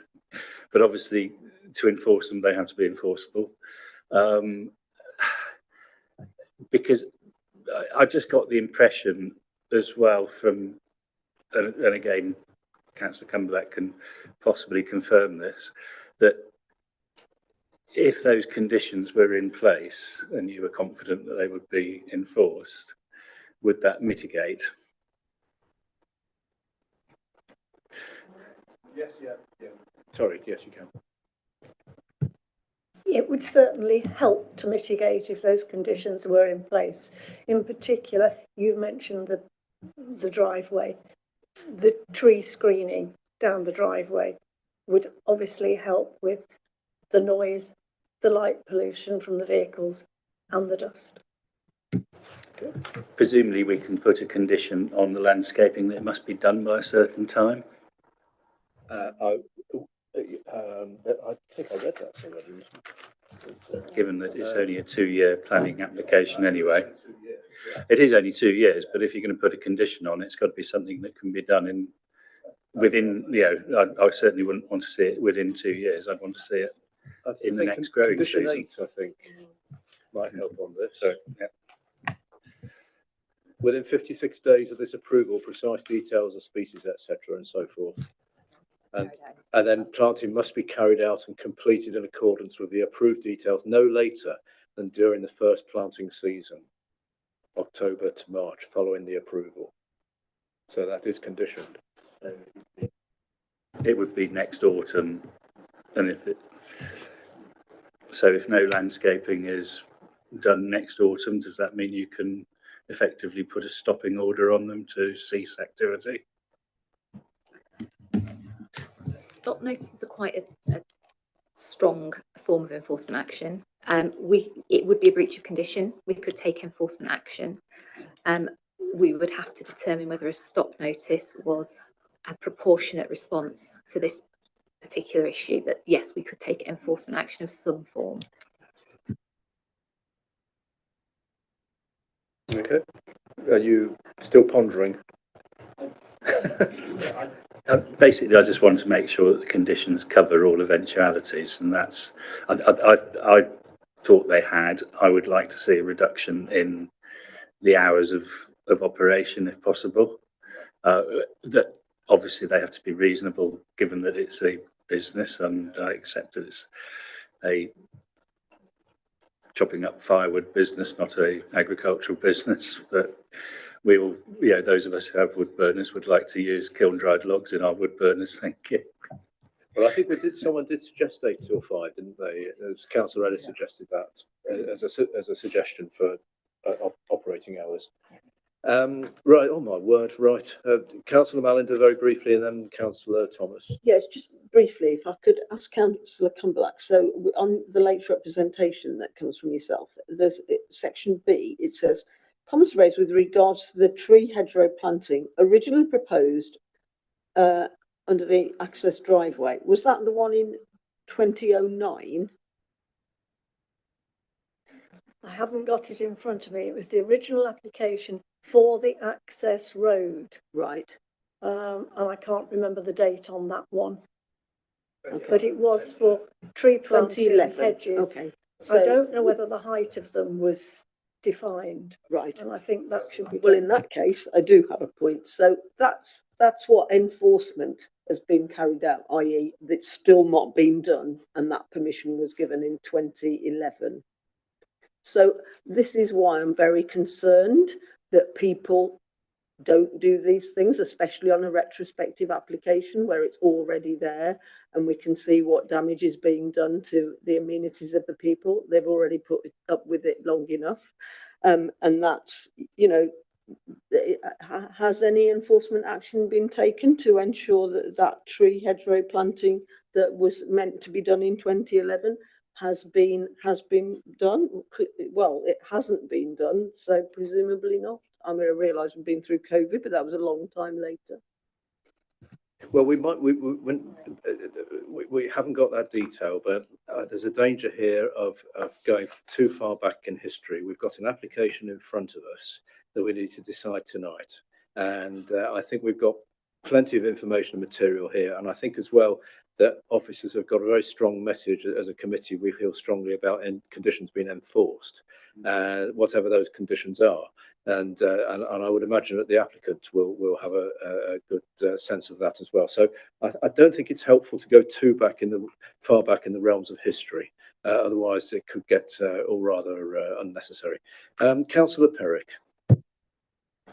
Just a clarification. Are we able to impose speed limits on the access road? Because I read somewhere in the application that it's 20 miles per hour. And given that the access road is not fit for HGVs, could we put that as a condition? Not that I know that they will follow it, given what we've heard today. And also about the state of the access road. What I wasn't sure, and officers can help clarify, who maintains those access roads, and if there's any work to be carried out, who would be carrying out the work on the access roads to maintain them in good condition? Would it be the applicant? Would it be Nottingham Highways? Who would that be? No, well, it's a private drive, isn't it? So it wouldn't be the authorities. That's my assumption. I mean, so yes. To put an enforcement on there, I don't. It's not within. I don't think it would meet the test for not conditions. know, It would not be. It'd be hard to judge what an appropriate speed limit would be, and it'd be very difficult for us to enforce a speed limit, I'm afraid. Okay, thank you. Councillor Thomas, sorry I missed you. Sorry. That's fine. I was just going to ask about the temporary nature of the approval, which is confusing me really. Either officers think the application is okay, in which case it should be approved, or they don't, in which case it shouldn't be. So what is the purposes of the temporary approval? To see how it goes, but then how is that going to be monitored? Is it going to be monitored by complaints, in which case I think the way forward is quite clear, really, for the residents concerned, or is it actually going to be monitored by having, for instance, noise monitoring equipment installed, or a requirement that there is noise monitoring equipment installed, which I've seen on other applications? Okay. We haven't got a condition for noise monitoring equipment to be installed. We have just had a brief discussion amongst ourselves about the vehicle movements and how to make those conditions a bit tighter and easier to enforce. And if it would help, we think it would be a good idea to put that back onto the applicant to keep a log of their vehicle movements, so we can have that log and differentiate between farm movements and logging movements. But in terms of enforcement, generally we operate a reactive service, so if we were to receive complaints, we would then at that point start our monitoring of the site at that point. Would it help as well if a log is requested to bear in mind what it says in the report and what we've heard this evening? That I think we were told the logs are delivered fortnightly, and they leave the site in paragraph 7 on return to site for storage. Two transit tipper vans doing an average of 3 trips a day on a maximum of 4 on very local deliveries. So that's what the application is saying. So actually, I mean, to be honest with you, that considering the fact you've got a very busy A road running by, which a lot of traffic on anyway, there's going to be traffic movements anyway. I don't think that's personally, I don't think that's particularly excessive anyway, but that's my view. But is my interpretation of that correct, do you think?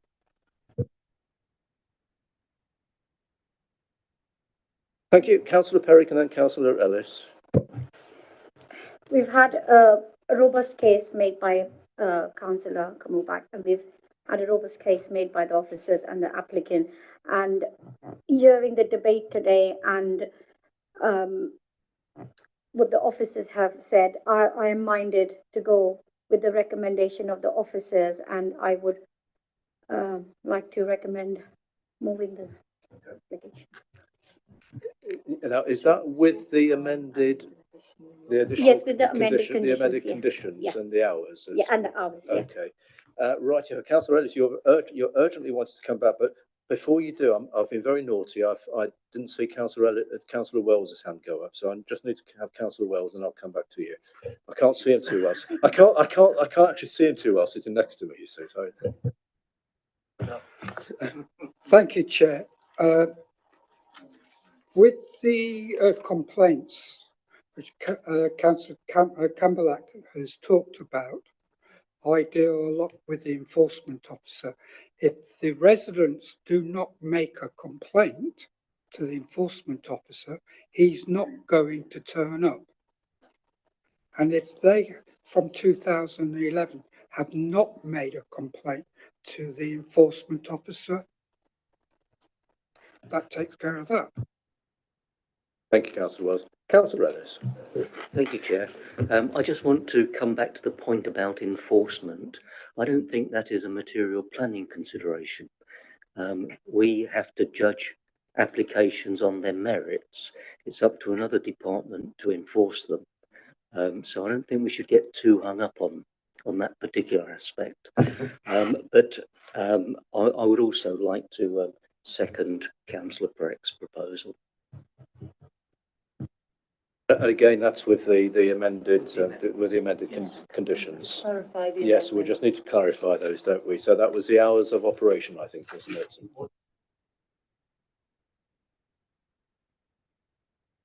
Whether other members have got any alternative proposals in that respect. Councillor Edivine. So I'm looking at condition number 5. Tractor and trailer movements. So we're basically saying tractor and trailer movements can be between 7 in the morning and 6 in the evening, Monday to Saturday, but no more than 4 movements in a fortnight. Surely we can be much tighter on, the time. We don't have to allow those, 6 days a week operation to do 4 movements in a fortnight.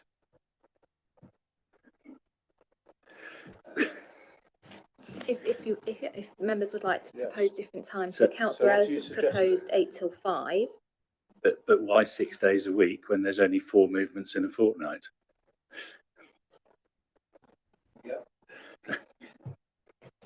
I appreciate what you're saying, but I think we need to be mindful that it's a business and they need to have some flexibility.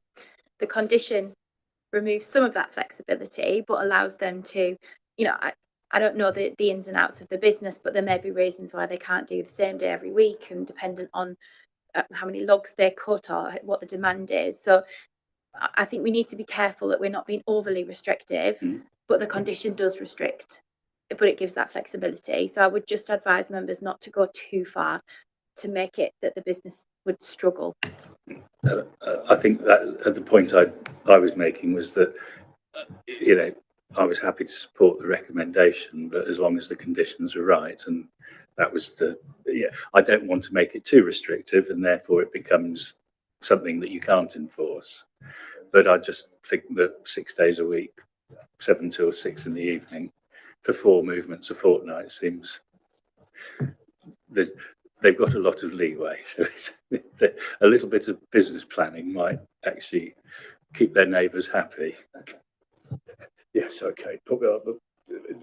Points well made. Right, okay. So, Councillor Thomas. I think there was also a suggestion that we could add a condition that they log the vehicle movements. I think that could go in, and perhaps submit that after 1 year, if it's a 2-year temporary period, for officers to review at that point. Yeah. I think we can do that. Yep. Okay. Yes, so we can add those in. Yes, so we will. Yep. We can put it in the condition, but the fact that we have a condition that would say that they have to hold a log and needs to be available at the request of the council, I don't necessarily think we need to put that in the condition, because we could ask that to see that log whenever we wanted to. We wouldn't need to say it in a year. We could just write to them and say, you know, within a reasonable period, we want to see that log, please, and they have to submit it. So we could see it more regularly than a year if we wanted to. So I don't think we really need to put that on, because we can ask for it anyway. Thank you for that clarification, and hope that's clear. So, right, so Councillor Perrick and Councillor Ellis moved and seconded the recommendation with those new conditions, and the points have been made. I think we're clear on that. Are you want to?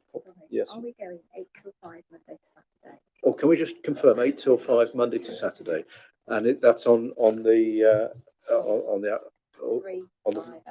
items 3, 5, and on 3, 5, and 6.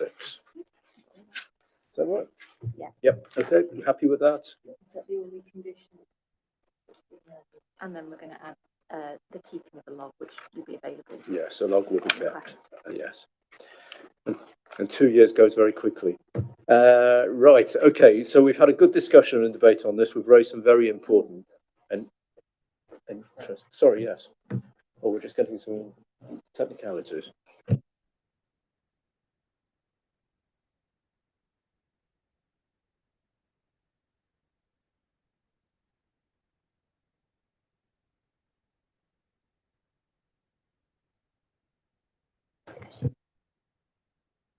I just need to technicality here, but earlier on in the discussion, I think it was Councillor Thomas said you might be minded to refuse permission.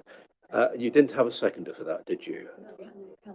Oh, you did. Did you second that? There wasn't a seconder for mine, so Councillor Thomas said she might second, but presumably she's not now.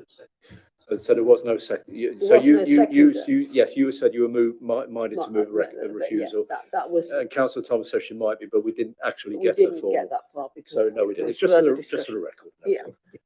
Keep the legal people happy. So righty-ho. So thank you for that. So with the recommendations as discussed, we're all clear, aren't we, what we're voting on? To grant permission with the revised conditions. Show of hands, please, in favour. So what's that? 1, 2, 3, 4, 5, 6, 7. Is that right? 7. Counting right. 1, 2, 3, 4, 5, 6. And those against? 3. And no abstentions. So permission is granted with the revised conditions. Okay. Thank you for that. Good, robust debate.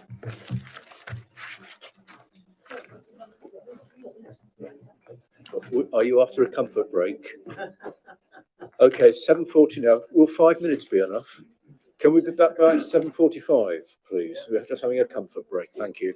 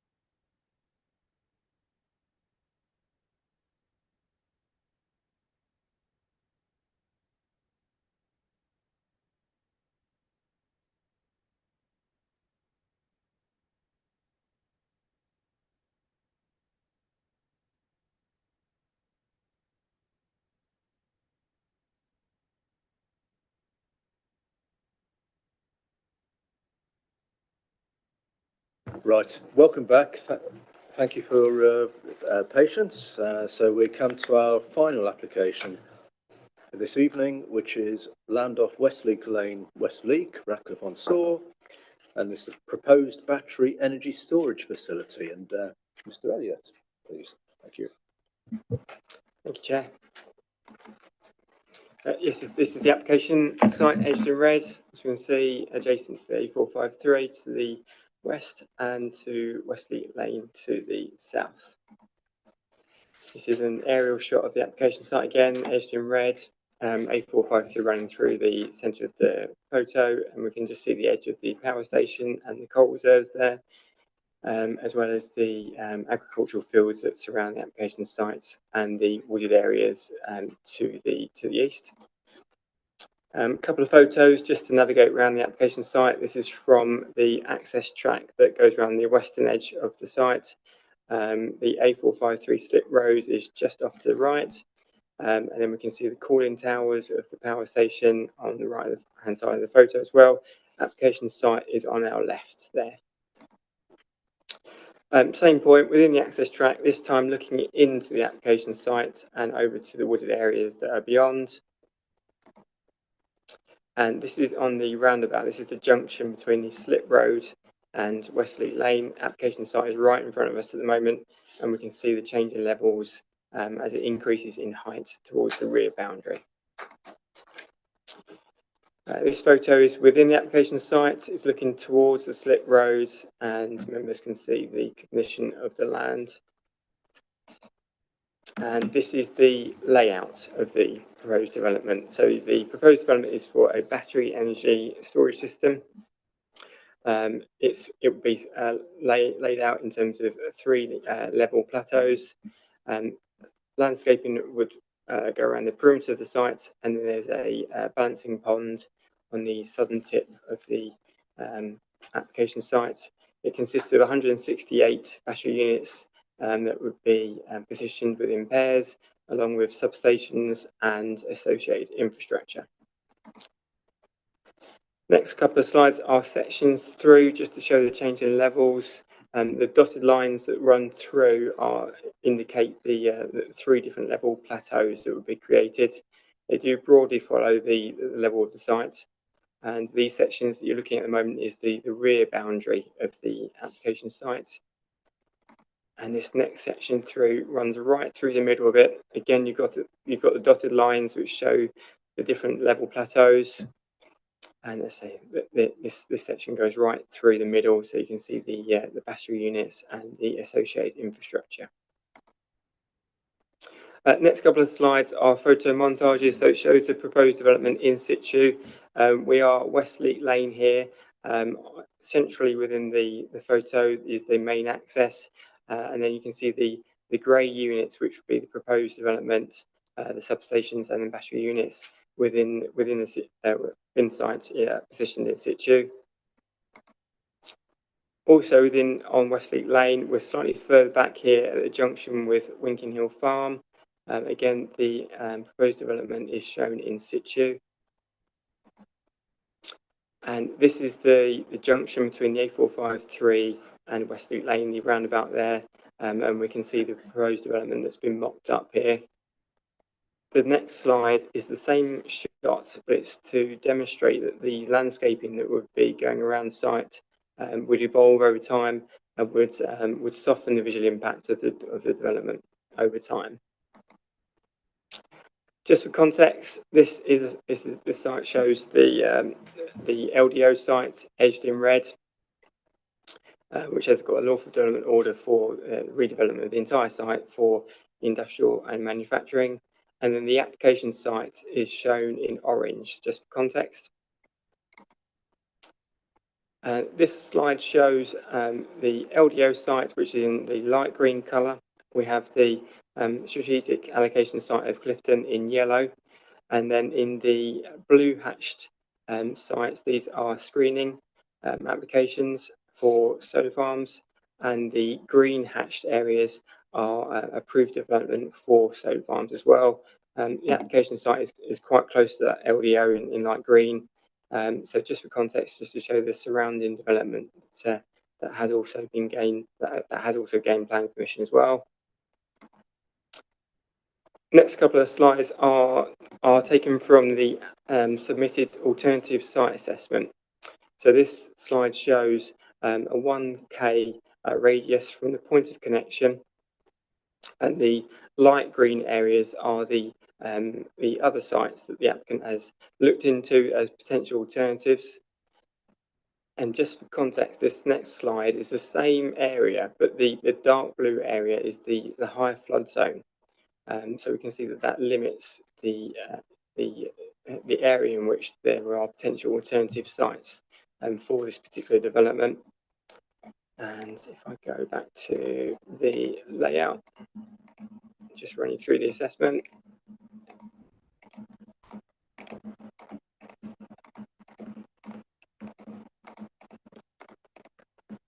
The application site is within the green belt, so the starting point is the acknowledgement that the proposed development is inappropriate development within the green belt. It wouldn't fit with the 5 purposes of including land within the green belt, and that is the starting point. The applicant has put forward very special circumstances, which is the function of the development as a battery energy storage system, and while it doesn't produce renewable energy in itself, it stores energy from renewable sources and then feeds back to the national grid at off-peak times, therefore performing the same function as the power stations or coal-powered power stations. So it's that which weighs heavily in favour of the development. The applicant has also put forward a robust alternative site assessment showing that the application or the proposed development can't go anywhere else within the district that would be less harmful or in a lower flood risk. So officers are minded to recommend the development for approval, and that's what's before you today. Thank you very much. Now we have 2 speakers on this. We first of all have Mr. Sawbridge, who is the applicant. So now's your chance to come and talk to us.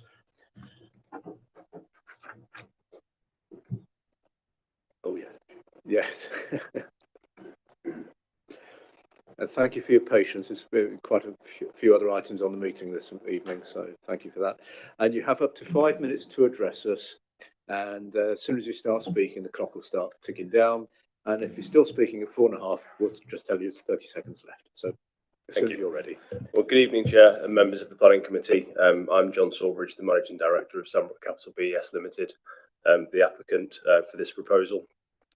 Thank you for giving me the opportunity to speak to you this evening.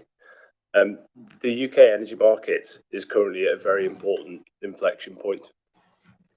As we look to the government's net zero strategy to decarbonise energy production and move as quickly but as responsibly as we can towards a future that's 100% powered by renewable energy, the importance of these types of developments cannot be understated. I'm sure obviously it's not being lost on you today that you've been outside and you've probably not seen a single ray of sunshine. So in this environment, solar farms are not working. They're not producing the energy that we need. Luckily today, it's obviously been very windy. So I've been up and down the country today, from sort of Surrey to Yorkshire. I've seen multiple wind turbines working very well. So the renewable energy market is providing energy to the grid. But the issue we have is that in isolation, wind and solar cannot power the grid on their own. The turbines can turn all night, but no one's using that electricity. It dissipates. In most cases, actually, the government pays a very significant premium to wind farms to actually turn them off. So this cost the UK taxpayer and bill payers billions of pounds last year, which is a serious issue because we've got nowhere to take the energy that they're producing when it's not actually required. Obviously, the same is for solar. Peak solar generation is during the day. It doesn't match peak energy requirements, which is generally between the hours of sort of 6 and 9 in the morning and sort of 4 p.m. and 9 p.m. at night. It's therefore imperative that we develop storage solutions like the one that we've proposed here to make sure that we can harness the full power of the clean energy that we create. It has to be available to the end users when it's actually needed. and the battery storage solutions are absolutely vital to removing the negative side effects of intermittent renewable energy production.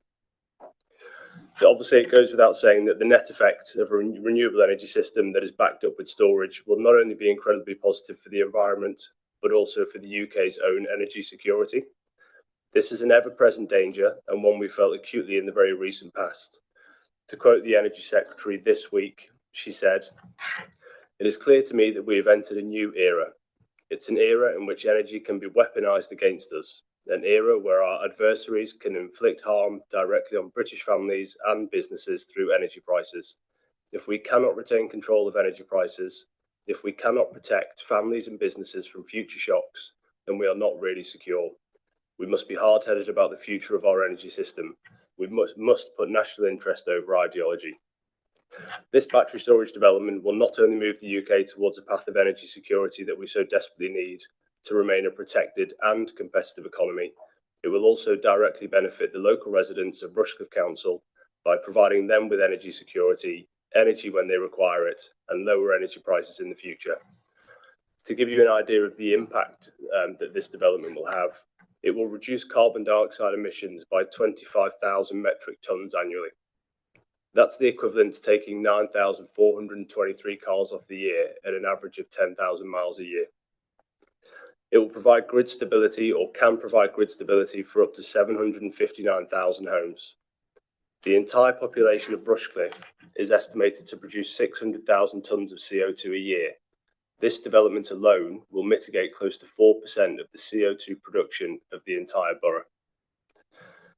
In addition to this, it will deliver a biodiversity net gain of 25%, and very importantly, a recent study has found that BNGs will absorb 650,000 tonnes of carbon annually in the UK.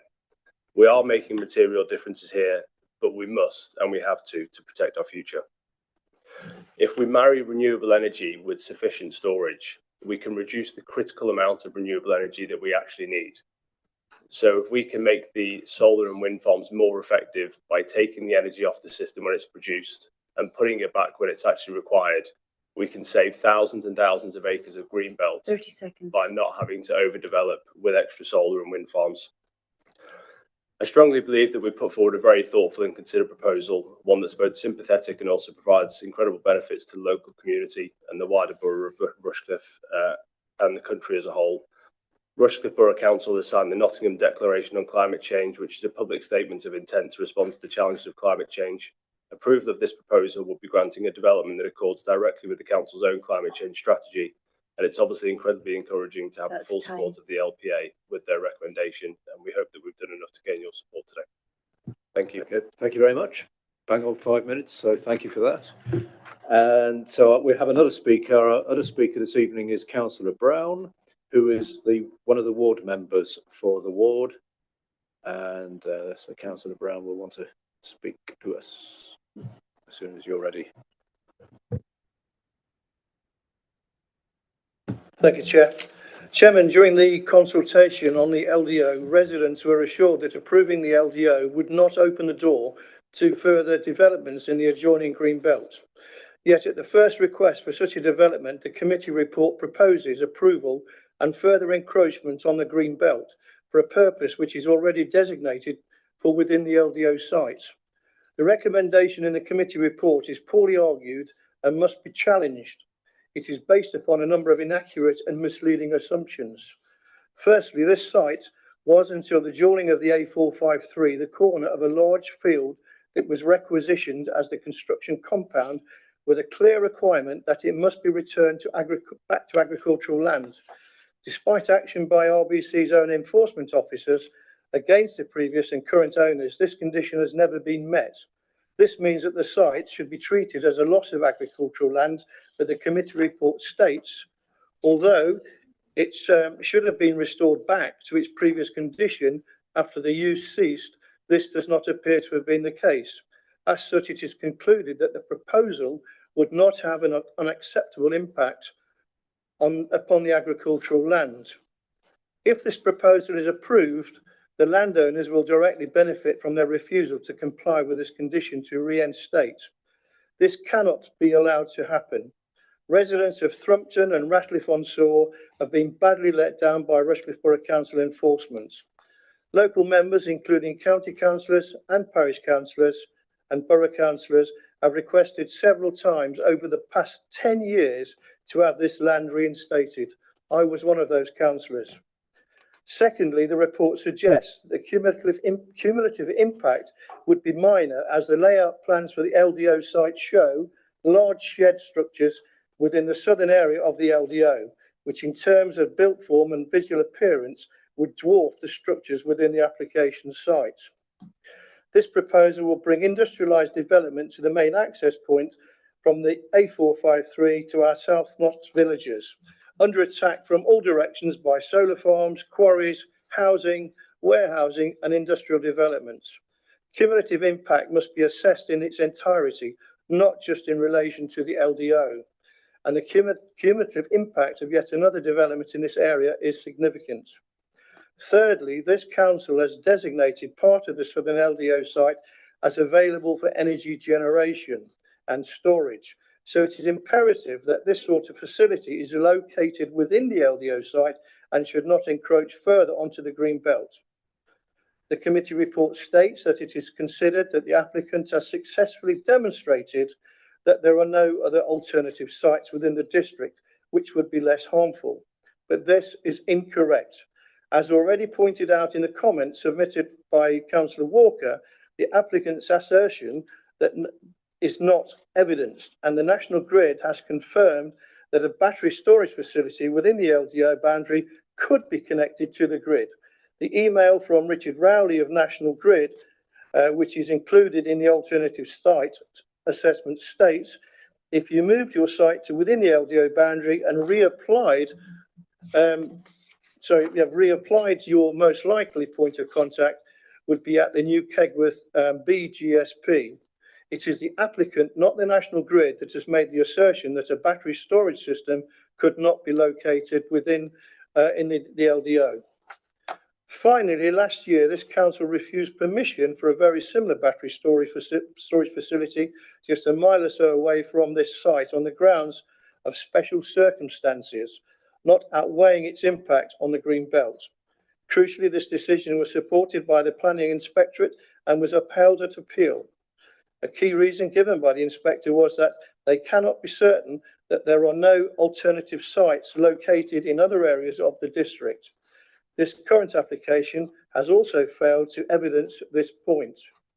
In conclusion, Chairman, I submit that the special circumstances do not outweigh the harm to the green belt and that planning permission should be refused. Thank you. Thank you, Councillor Brown. We're doing well within our 5 minutes tonight, aren't we? So thank you for that. So officers, who'd like to respond to the points made by Councillor Brown and the applicants, Mr. Sawbridge, if you need to. Yeah. So. Yeah, just a few points there. In terms of the LDO, yes, there is a degree of battery storage or energy generation allocated within the site, but not to the scale of what's being proposed in front of you. So officers are of the opinion that it wouldn't be appropriate to site it within the LDO site because of that reason, because of the scale of the development. In terms of the Kegworth connection, officers' understanding is that's not yet constructed and therefore not available to the applicant at this point in time. In terms of other connections to the LDO, that's a first come, first serve basis. And if the applicant was to reapply, there would be back of the queue, and therefore that isn't available to them at the moment. So we've included those points and weighed them up as part of the alternative site assessment and given them weight. What about the assertion about an understanding about the use of the land that there was comment made it was agreed to be returned to agricultural use, for example? Yes. So in terms of the status of the site, officers of the view that the use of the site can't be forced in terms of agriculture. The last use was as a compound that was in connection with the dualling of the A453. that the site has been cleared of litter and fly tipping, but the agricultural use can't be forced again, but the application site is now clear. Thank you. Right, we've had our guest speakers. Councillor Berwick, first of all, please.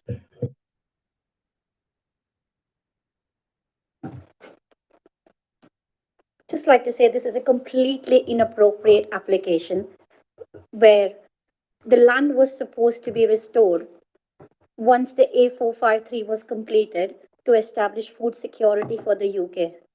The proposal does not consider cumulative projects including Fareham Pastures, the LDO, the solar farm at Kingston, HS2 and the East Midlands Parkway.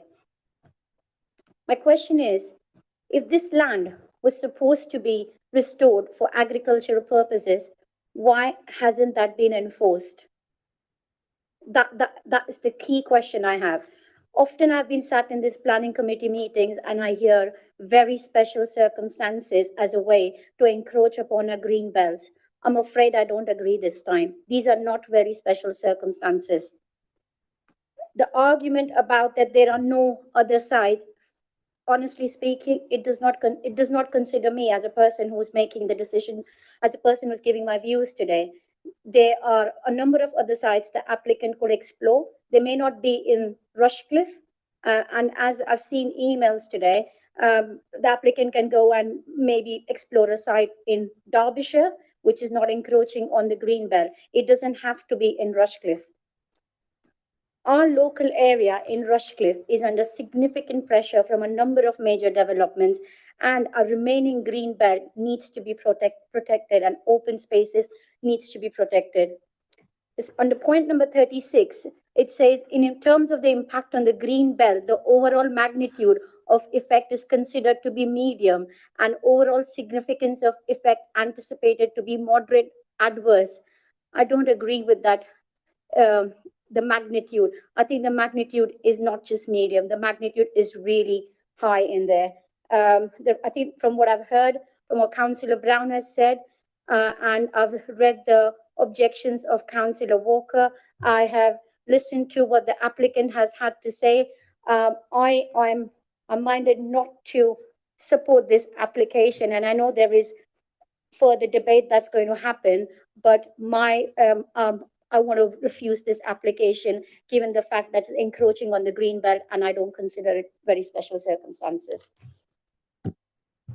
Thank you. So you're moving that as a recommendation, are you? And the reason being the green belt and special circumstances not shown. Well, we're making note of that. We've got a few other speakers want to speak. I guess I need to ask you at this stage if you have a seconder for that, although we are early in the discussion. Do you have a seconder for that at the moment? Councillor Thomas, just make a note of that. Do you want to say anything at this stage, or do you want to hold on a little bit? Although I had got Councillor Calvert to indicate. I've got quite a lot to say, but I'm quite happy to wait. Okay, so Councillor Calvert, you indicated to speak first, so I'll come back to you, Councillor Thomas. Thank you, Chair. We were all offered as members of the committee the opportunity to ask the officer about technical issues, and that was a few days ago, and so really appreciate that opportunity. And I think the response that I got from Mr. Elliott was shared to the rest of the committee as well. So I'm just going to use that same format to ask a few more questions on those particular topics. The first one, there are four altogether. The first one was about the capacity of the proposed development, and it was about getting a feel for how much electricity we're talking about here. The issue I'm always concerned about is when we have it quoted the amount of capacity there is. It's more about how much of that capacity is used. And we got figures from the applicant about 4% of the whole of Rushcliffe energy CO2 amount could be saved. And my query is that based on operating at a very high level of capacity? And also my query is how much of the electricity is actually going to come from green sources? I don't know whether that CO2 saving is dependent on being the energy coming from a renewable source. On the after use, I haven't got much more to say, just as the points that the last two speakers have made, that there were promises about return to the agricultural use, but it doesn't look like that may necessarily happen. My biggest concern is about greenbelt encroachment. We've seen a map of the A453 corridor and how, with the Fair and Pastures housing development, the LDO, how that whole area is getting so overdeveloped. It is a wonderful part of the county, very well was, but that's rapidly disappearing, and this is a further encroachment. In terms of alternative sites, the report looks at or comments on two other sites. One was in Derbyshire and the other was more local. My query is, why can't we be looking at other sites in other parts of the Trent Valley, outside Rushcliffe? Why it doesn't have to be Rushcliffe, as we've already heard, possibly going up to High Marnham and Cotton and West Burton, making use of the facilities and the power stations there, may be more suitable than in the green belt. That's my final point. Thank you. Okay, thank you. I suspect the answer to the last question is the fact it's not necessarily for us to be looking for alternative sites, but we have an applicant who has made an application for this particular site, and obviously that's pretty much all we can be discussing this evening. But and there were other factors right there as to how physically possible it is to connect into the grid and all the rest of it. But we can only really concentrate on the application is before us and in front of us. So can we come back on those to Councillor Calvert, please? Yeah, I'll try and cover those points. So in terms of capacity, obviously the information that's put forward to us with the figures there, we have to take on face value in terms, and that's what we're considering. In terms of the green sources, our understanding is that this is how a battery storage system works, in that renewable sources such as solar farms and wind turbines generate the electricity during the day, and they need the battery storage to keep that and feed that back to the national grid. So the understanding is that it is from green renewable sources rather than anything else, and that's the point of it. In terms of the alternative points of connection, due to the scale of this development, there is very few places where this development can connect to the national grid because of the size of it. And the applicant has put forward alternative sites that are in the wider operational area, one being Stoke Barnoff, one being in South Derbyshire, Willington East. Both Stoke Barnoff is in Greenbelt and flood zone, and the Willington East is in a high flood risk area as well. So we've taken that on board as officers in terms of alternative sites, and I agree with the applicant in that there is no other alternative sites within the wider operational area that would be less harmful in terms of both flood risk and impact on the green belt. And in terms of agricultural use of the site, again, just reiterating that we can't force an agricultural use to come back onto a site. We can secure that the development ceases, such as a compound, and that is what's happened, but we can't force a reintroduction of an agricultural back in. And obviously the site hasn't been used for agricultural use for some time, and we've taken that on board in terms of losing best and versatile agricultural use.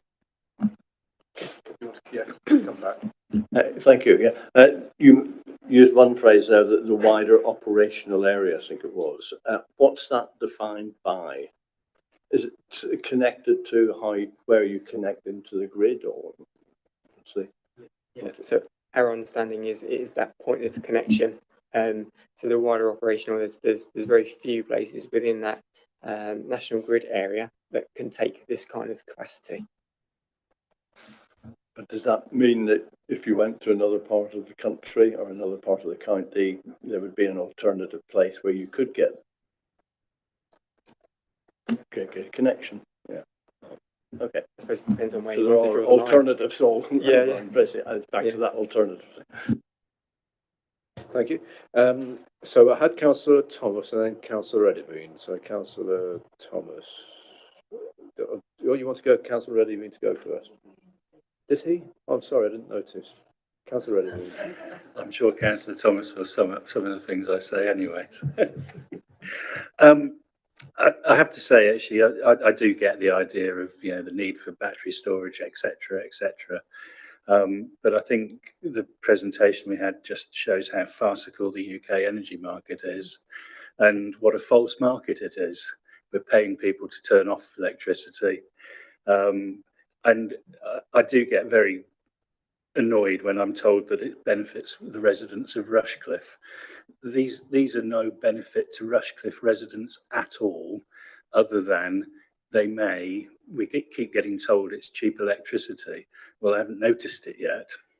So there is no benefit to anyone in Rushcliffe. I've been involved with both the local development order and also chairing the Fareham Growth Board in the past. We've worked very, very closely with the villages along the A453. We've got them buying into the local development order and things like that. And so to actually attack the green belt outside the LDO, I do find that I absolutely agree with Councillor Perec on that. The other thing that I find quite concerning, and I'd like some comments on it, I'm not convinced that the fire authority have. I can't see whether they're objecting to it still, or are they approving it, or they're very much saying that they're still not happy with what has been supplied with them. If I'm correct, obviously there's 157 documents, I think. Obviously, I might not have read the latest one, but there was the email was exchanged in October, and basically the fire authority are saying they don't like this. Don't wish to be scaremongering, but someone's got a very large car insurance bill from a fire at Luton Airport, which destroyed a whole multi-storey car park because a battery caught fire. And there is a suggestion that these batteries are also, and that's where, is that the reason why the fire brigade are not giving it a wholehearted support, shall we say? Well, what they've actually said was it says no objection, however, recommends a condition which requires precise details of fire management scheme to be submitted. And they're still saying that those precise details aren't available. So I don't see how we can pass something where precise details have yet to be supplied, and on the basis that those precise details will be supplied, there's no objection. Yet we're being asked to actually say, well, fine, we'll trust that those precise details will be filed in due course. Okay, thank you. Do you want to come back on those points, please? Yeah, I'll cover the fire safety. So there's lots of back and forth between the fire authority. Is a new emerging issue, new emerging technology. The reason why they couldn't provide their full support is because the technology is moving so fast that the batteries that are available now, there'll be better ones in the future, and the precise batteries that they're going to use will have a slightly different energy from the previous ones, and that will influence in terms of the fire safety and how they deal with that. But the applicants put forward a recommended wording for a condition that was put in front of the fire authority and asked whether or not they were happy with that wording of that condition, which they confirmed that they were, and that is what's within the committee report. So the emails I was reading, so could you direct me to the sort of email within the pack that actually gives that information? Because the ones I read they're still not happy with the conditions, and probably not practical. It isn't practical to find. It's not practical to find an email, but we have heard the response and the report that would. I don't think there's any reason to say that email wasn't there, for example. But, yeah. Okay, but I just, obviously that there are so many documents related to this, and I thought I'd got to the end of the chain, and quite what you're telling me is I haven't. Is that correct? Yeah.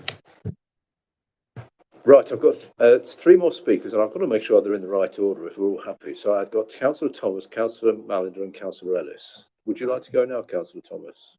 Oh, sorry, Councillor Chaplin. No. If you would like to go now, you are very welcome to go. Right, thank you very much.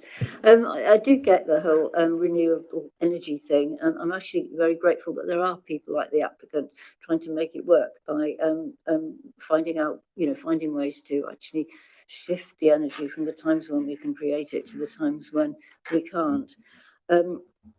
But I've been reading a lot of solar applications recently for one reason or another, and everyone says that that's the only place they can have it, and they've got the only connection site.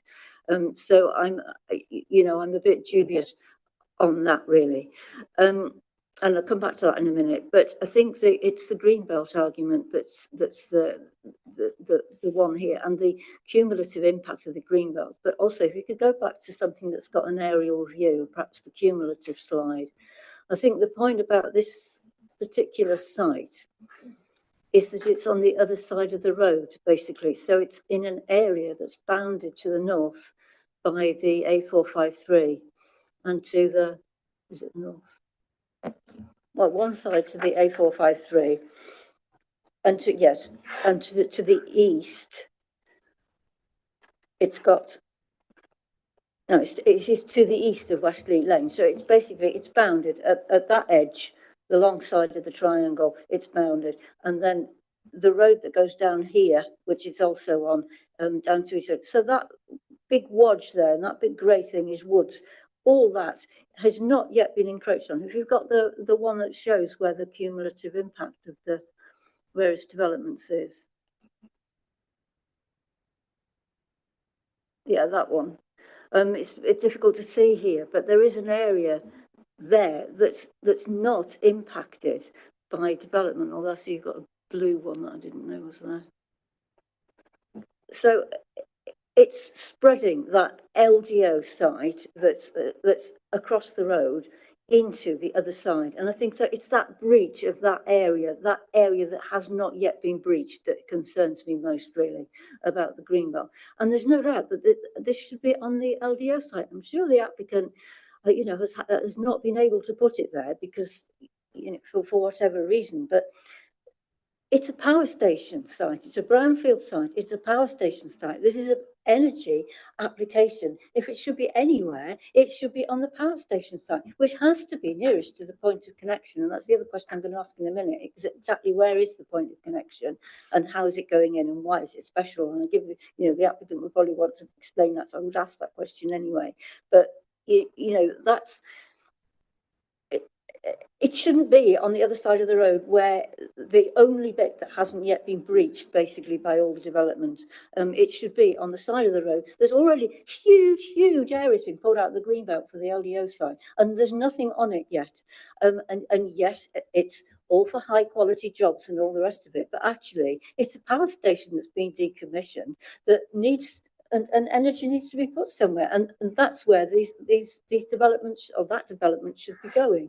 And to say that it's not available is, well, it's not really on, to be honest. So there's one other thing I think, and then I'll ask the question. And the other thing is the agricultural land, and there's so many parallels between this application and the last one, really. Basically, if you've got a field and you stop using it for agriculture and you make a mess of it and you leave it there for 10 years, then somebody comes along and says, well, it's not agricultural land, it's not in use as agricultural land, so you can do anything you want on it.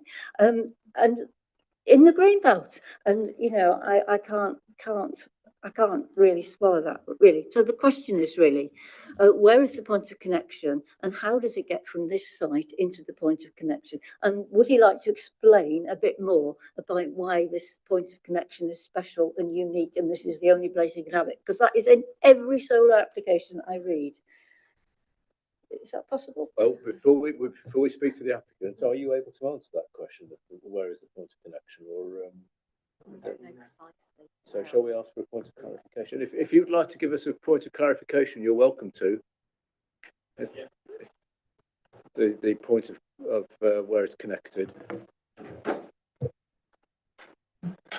Thank you for the questions.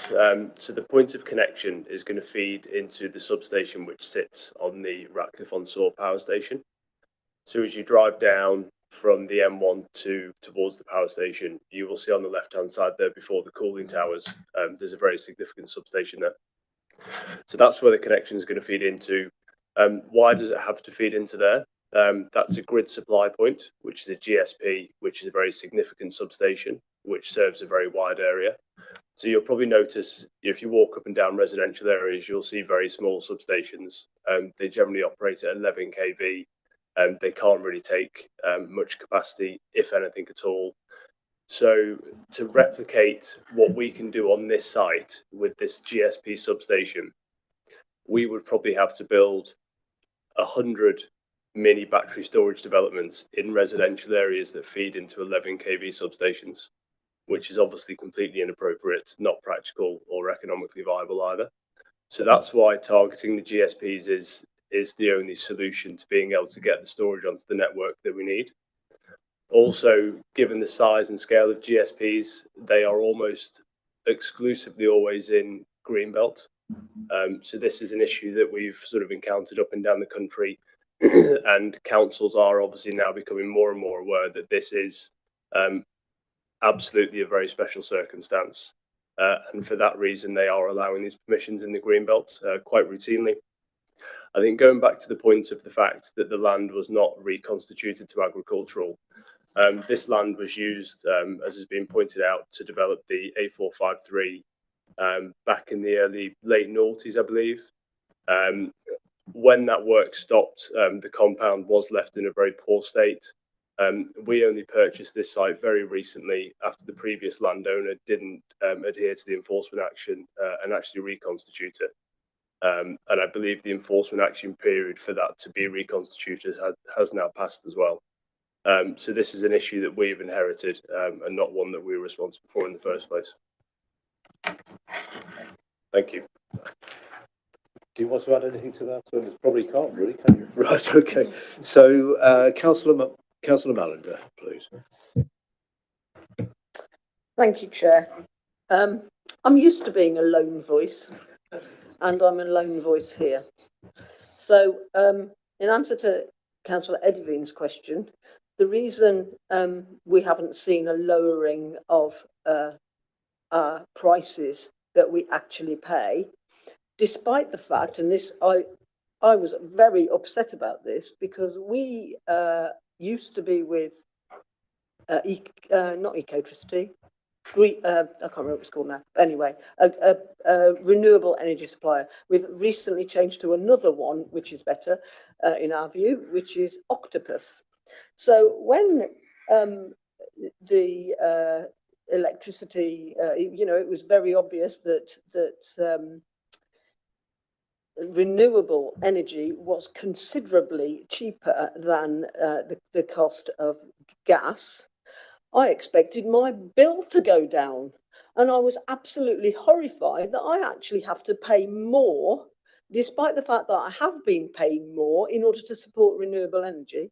So that's because the government uses a marginal cost pricing system, which means that the wholesale price of electricity is set by the most expensive method, which is burning gas.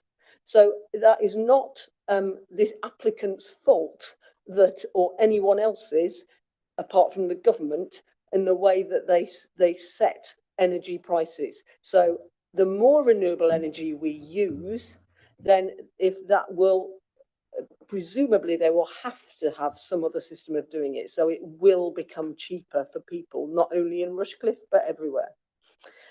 Currently, wind production is 39% cheaper than the newest fossil fuel developments, not the ones that we're currently using.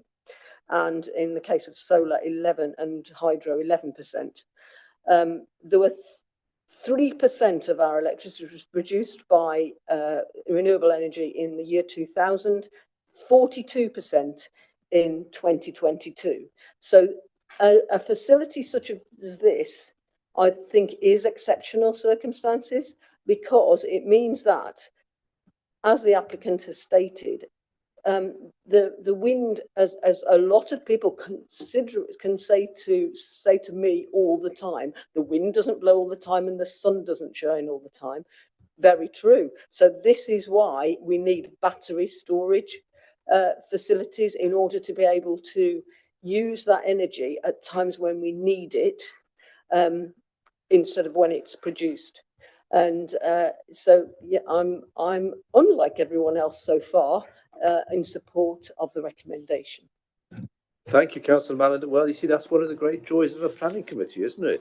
Where people will have different views, and indeed, I wouldn't be at all surprised if there was at least one member here who is not yet sure which ways. Yeah, so but thank you for that very interesting information. Probably no need to come back on that, but that was very helpful. Thank you. Councillor Ellis. Thank you, Chair. Councillor Mallender isn't actually a lone voice, because I totally agree with everything she said. I think there's a misunderstanding of why electricity prices are so high, and Councillor Mallender has explained that.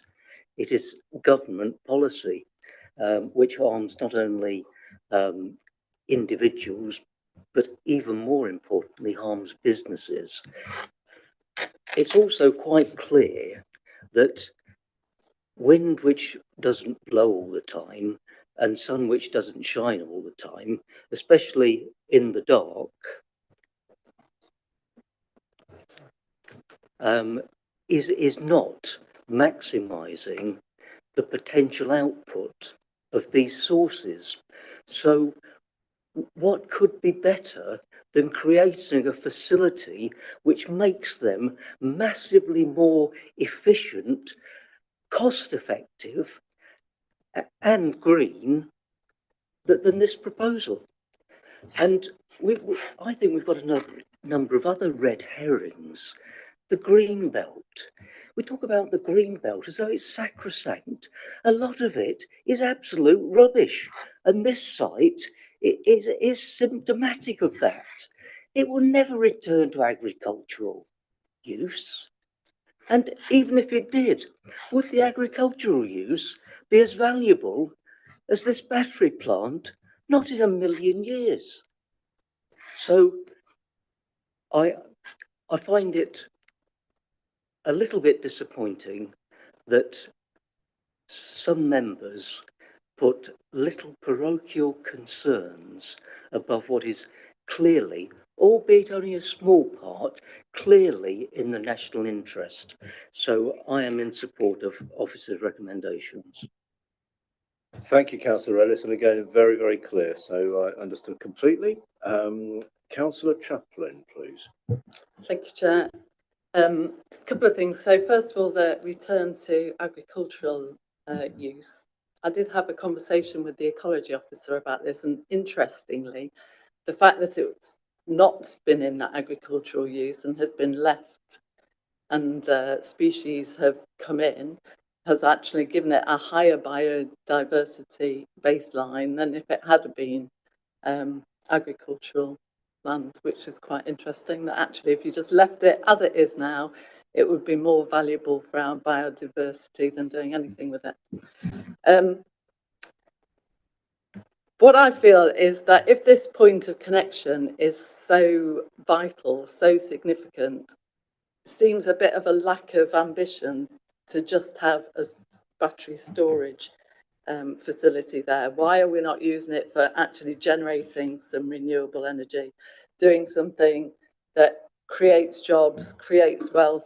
This isn't going to give us any jobs. The wealth, the money is going to an investment company that isn't even based in our area. So yeah, I agree. We do need battery storage, but this isn't the right place for it. We should have a lot more ambition than letting our assets be used for this. We need a plan. We need to, which we had. I was told that that's why we've got the LDO, that to stop piecemeal applications coming in, to have a plan, have it all working together, we'd have this LDO and everything would be great. So, yeah, I just feel it's underselling our assets and it's in the wrong place. It's for the reasons Councillor Thomas talked about. We don't want to start moving along the A453 any more than we have already.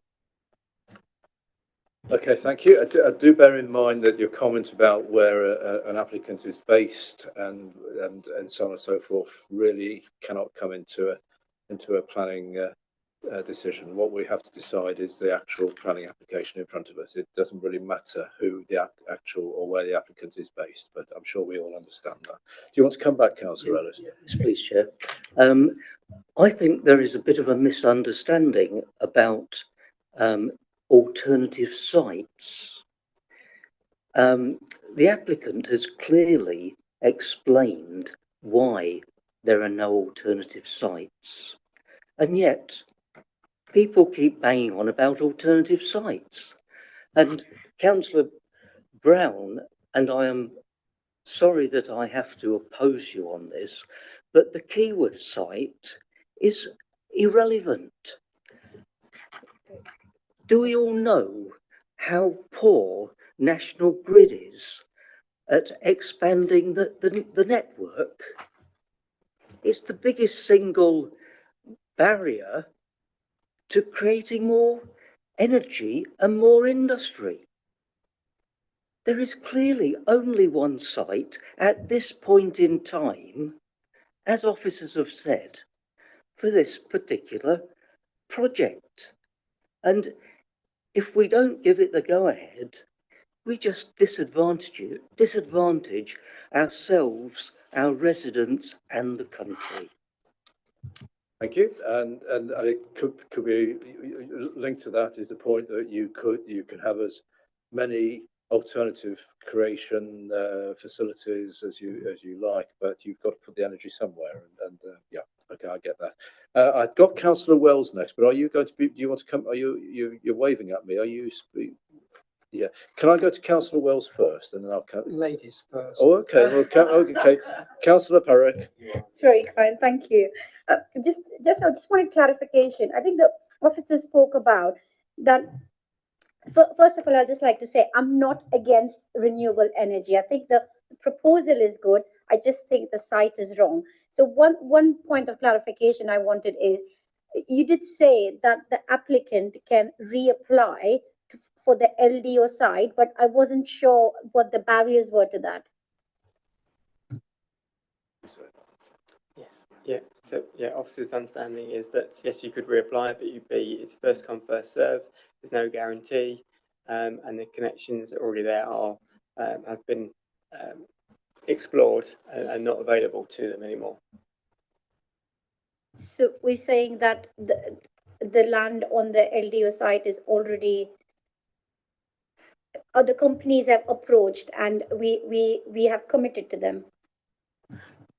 Sorry, I think we're confusing an application to the local authority for development on there and the application to the grid connection. So we're talking about the grid connection at the moment, the opportunity to apply for a connection, which would be with that body rather than with us.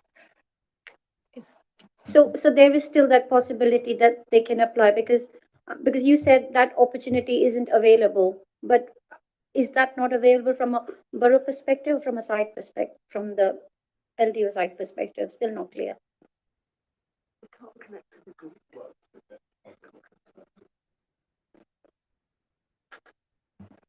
So the borough hasn't had any applications for certificates of compliance at the site yet, so we have not approved any development there. My colleague Mr. Elliott was referring to a separate application process in terms of connections. So it wasn't a planning application to us; it was a connection application. If that makes more sense.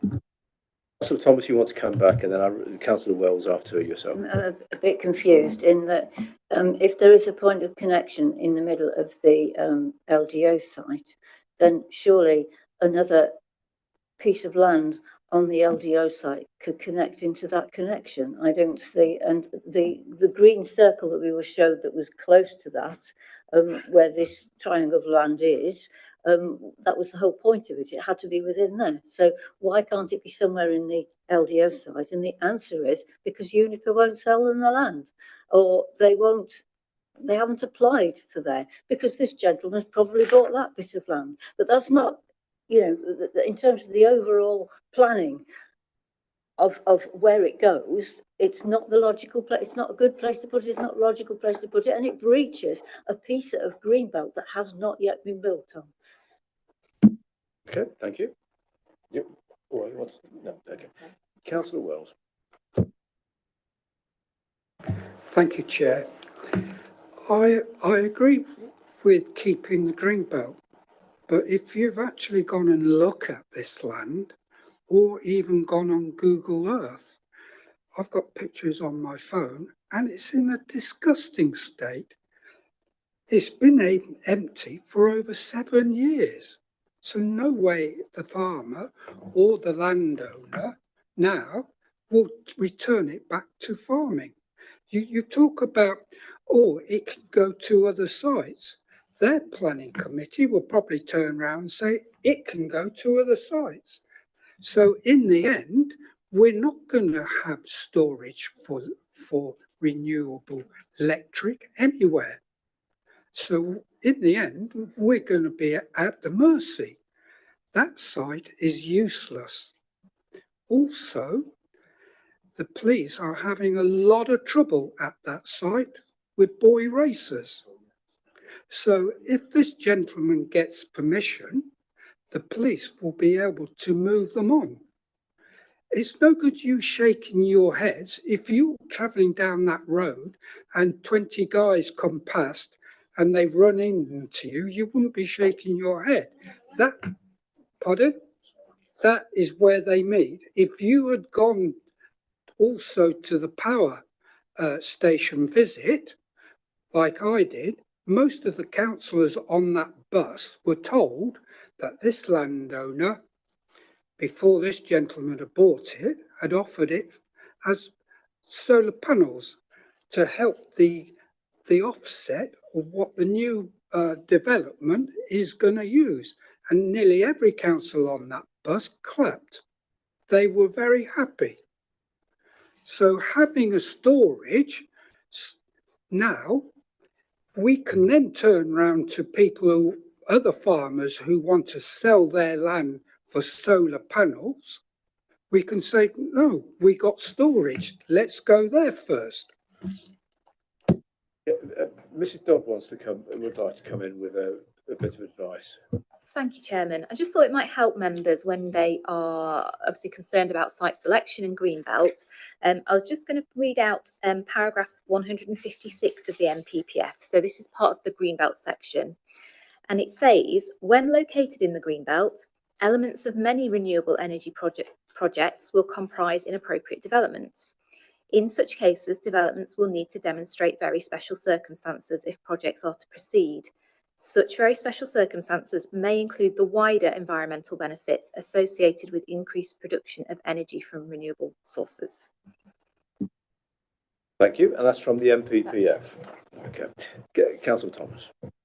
Yes, and there's a battery storage site, the other side of Gotham, that's in the Greenbelt that's just been refused, and the appeal has been upheld, despite paragraph 156 of the NPPF, because the harm to the Greenbelt was judged as greater than the benefits of the renewable energy storage. And that's the balance that we're making here. Paragraph 150, is it 156? That paragraph is not, it's not a magic bullet. You still have to assess the sites on their merits.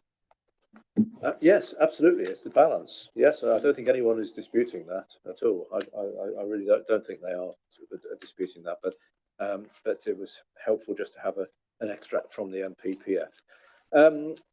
Councillor Redivine. I suppose just really, I'm not against renewable energy, absolutely.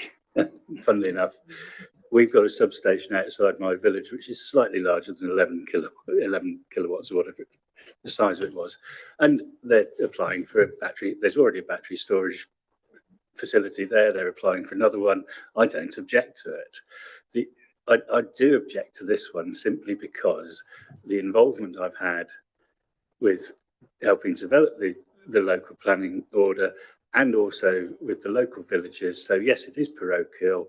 I want to protect the green belt that I feel that we've, promised them. And if Councillor Thomas is saying that, another battery storage site has lost its appeal because it doesn't demonstrate the very special circumstances, I don't see what's different here.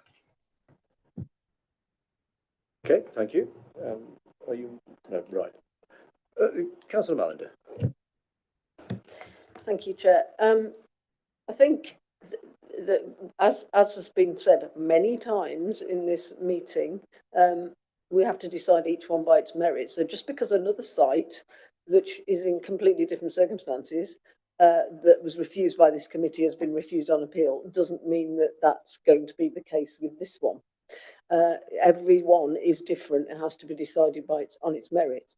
And as I also spoke to the ecology officer, environmental officer, and yes, it is true that this site, although it might look a mess, but wildlife likes mess. As Councillor Chaplin said, this site is actually, because it's been left sort of wilded for 7 years, it's actually quite good for biodiversity, and we now have biodiversity net gain. So the applicant will have to increase the biodiversity by 10% on what is already there, and it's already better than what would be, sadly, most agricultural land, which is absolutely terrible for biodiversity. It's covered in pesticides and the hedges have been removed and things like that. So this is actually beneficial from a sort of green belt point of view in terms of the wildlife there and the hedging that might be put there and things like that. We'll see what happens with the vote, but I am prepared to move the recommendation. Right. Okay. Councillor, you want to come back? Just again? a small point about the boy races. Councillor Thomas and Councillor Brown, he's a ward councillor and he is also nodding his head, and I would want the ward councillor to probably clarify if there is an issue about boy races there, because if there is an issue with boy races, there's a presumption made here that policing will increase if we have the energy storage plan. There's no evidence to support that. Yeah, there is a danger of going off track a little bit, but do you want to just clarify? Yeah, you have to come back to the microphone. Yes, you can. Yes, there has been incidents of boy races, but not on that land. It is the land surrounding the power station. In fact, they used the power station's car park at one time, and the underpass under the 453. That's where they collect. Not on that land. That land is actually gated off, so they can't get onto it. It's the roundabout, the two roundabouts that they use, not that land. And the police are on top of it anyway. Councillor Inglis is involved with it as well. It's an inter-county problem, which hopefully will disappear anyway.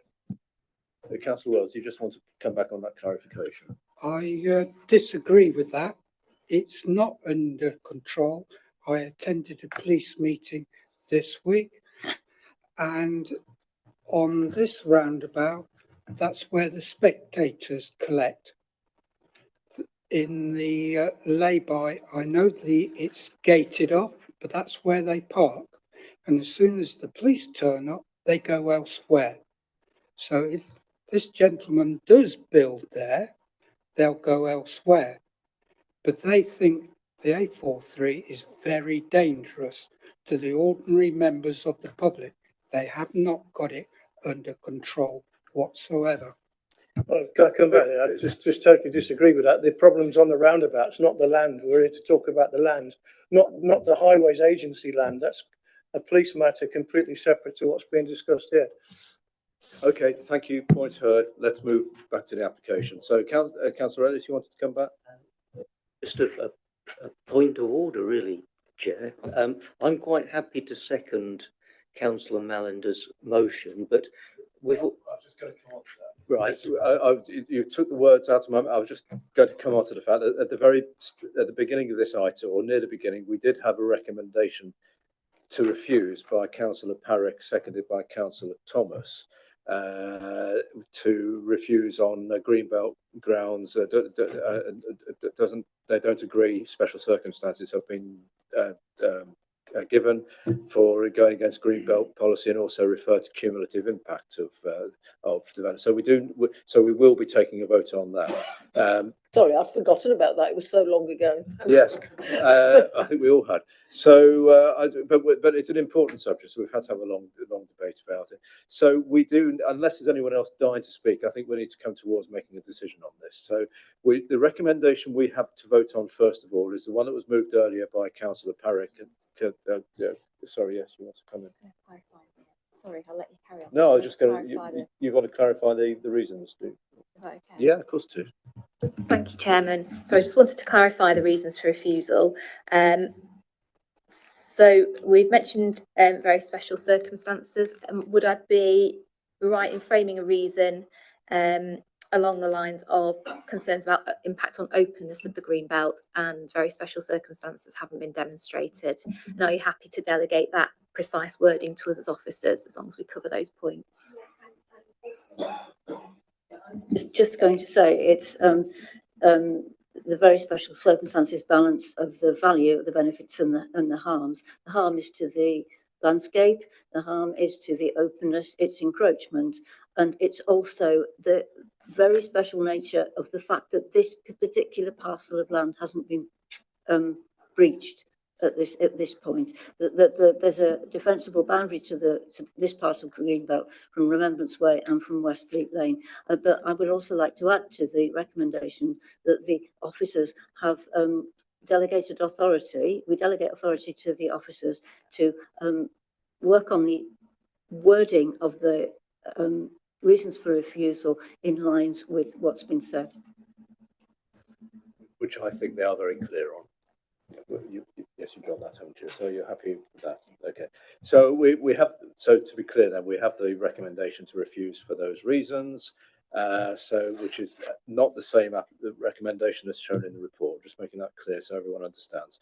So let's take a vote on this. We're voting on the new recommendation to refuse permission for reasons given allied to Greenbelt and cumulative impact and the other reasons we've heard. Show of hands in favour of that, please. So that's 1, 2, 3, 4, 5. Those against? 1, 2, what is that? 1, 2, 3, 4, 4. And no, yes, because we're on 9. So there's no abstentions, so that's 9. Right, okay, so can we confirm then that the vote has been 1 to refuse permission for the reasons given? So, right, okay, that's taken. So we don't need to do it. There's no point. We don't do another vote now, do we? That's the decision taken, isn't it? Yeah. Right. Okay. So permission is not granted for that application. Right. So that's the final application tonight. It's also the final item on tonight. Can I can I thank you for your attendance? It's coming up to 5 to 9. Thank you everybody for your contributions. Thank you to our guest speakers as well, and colleagues and staff.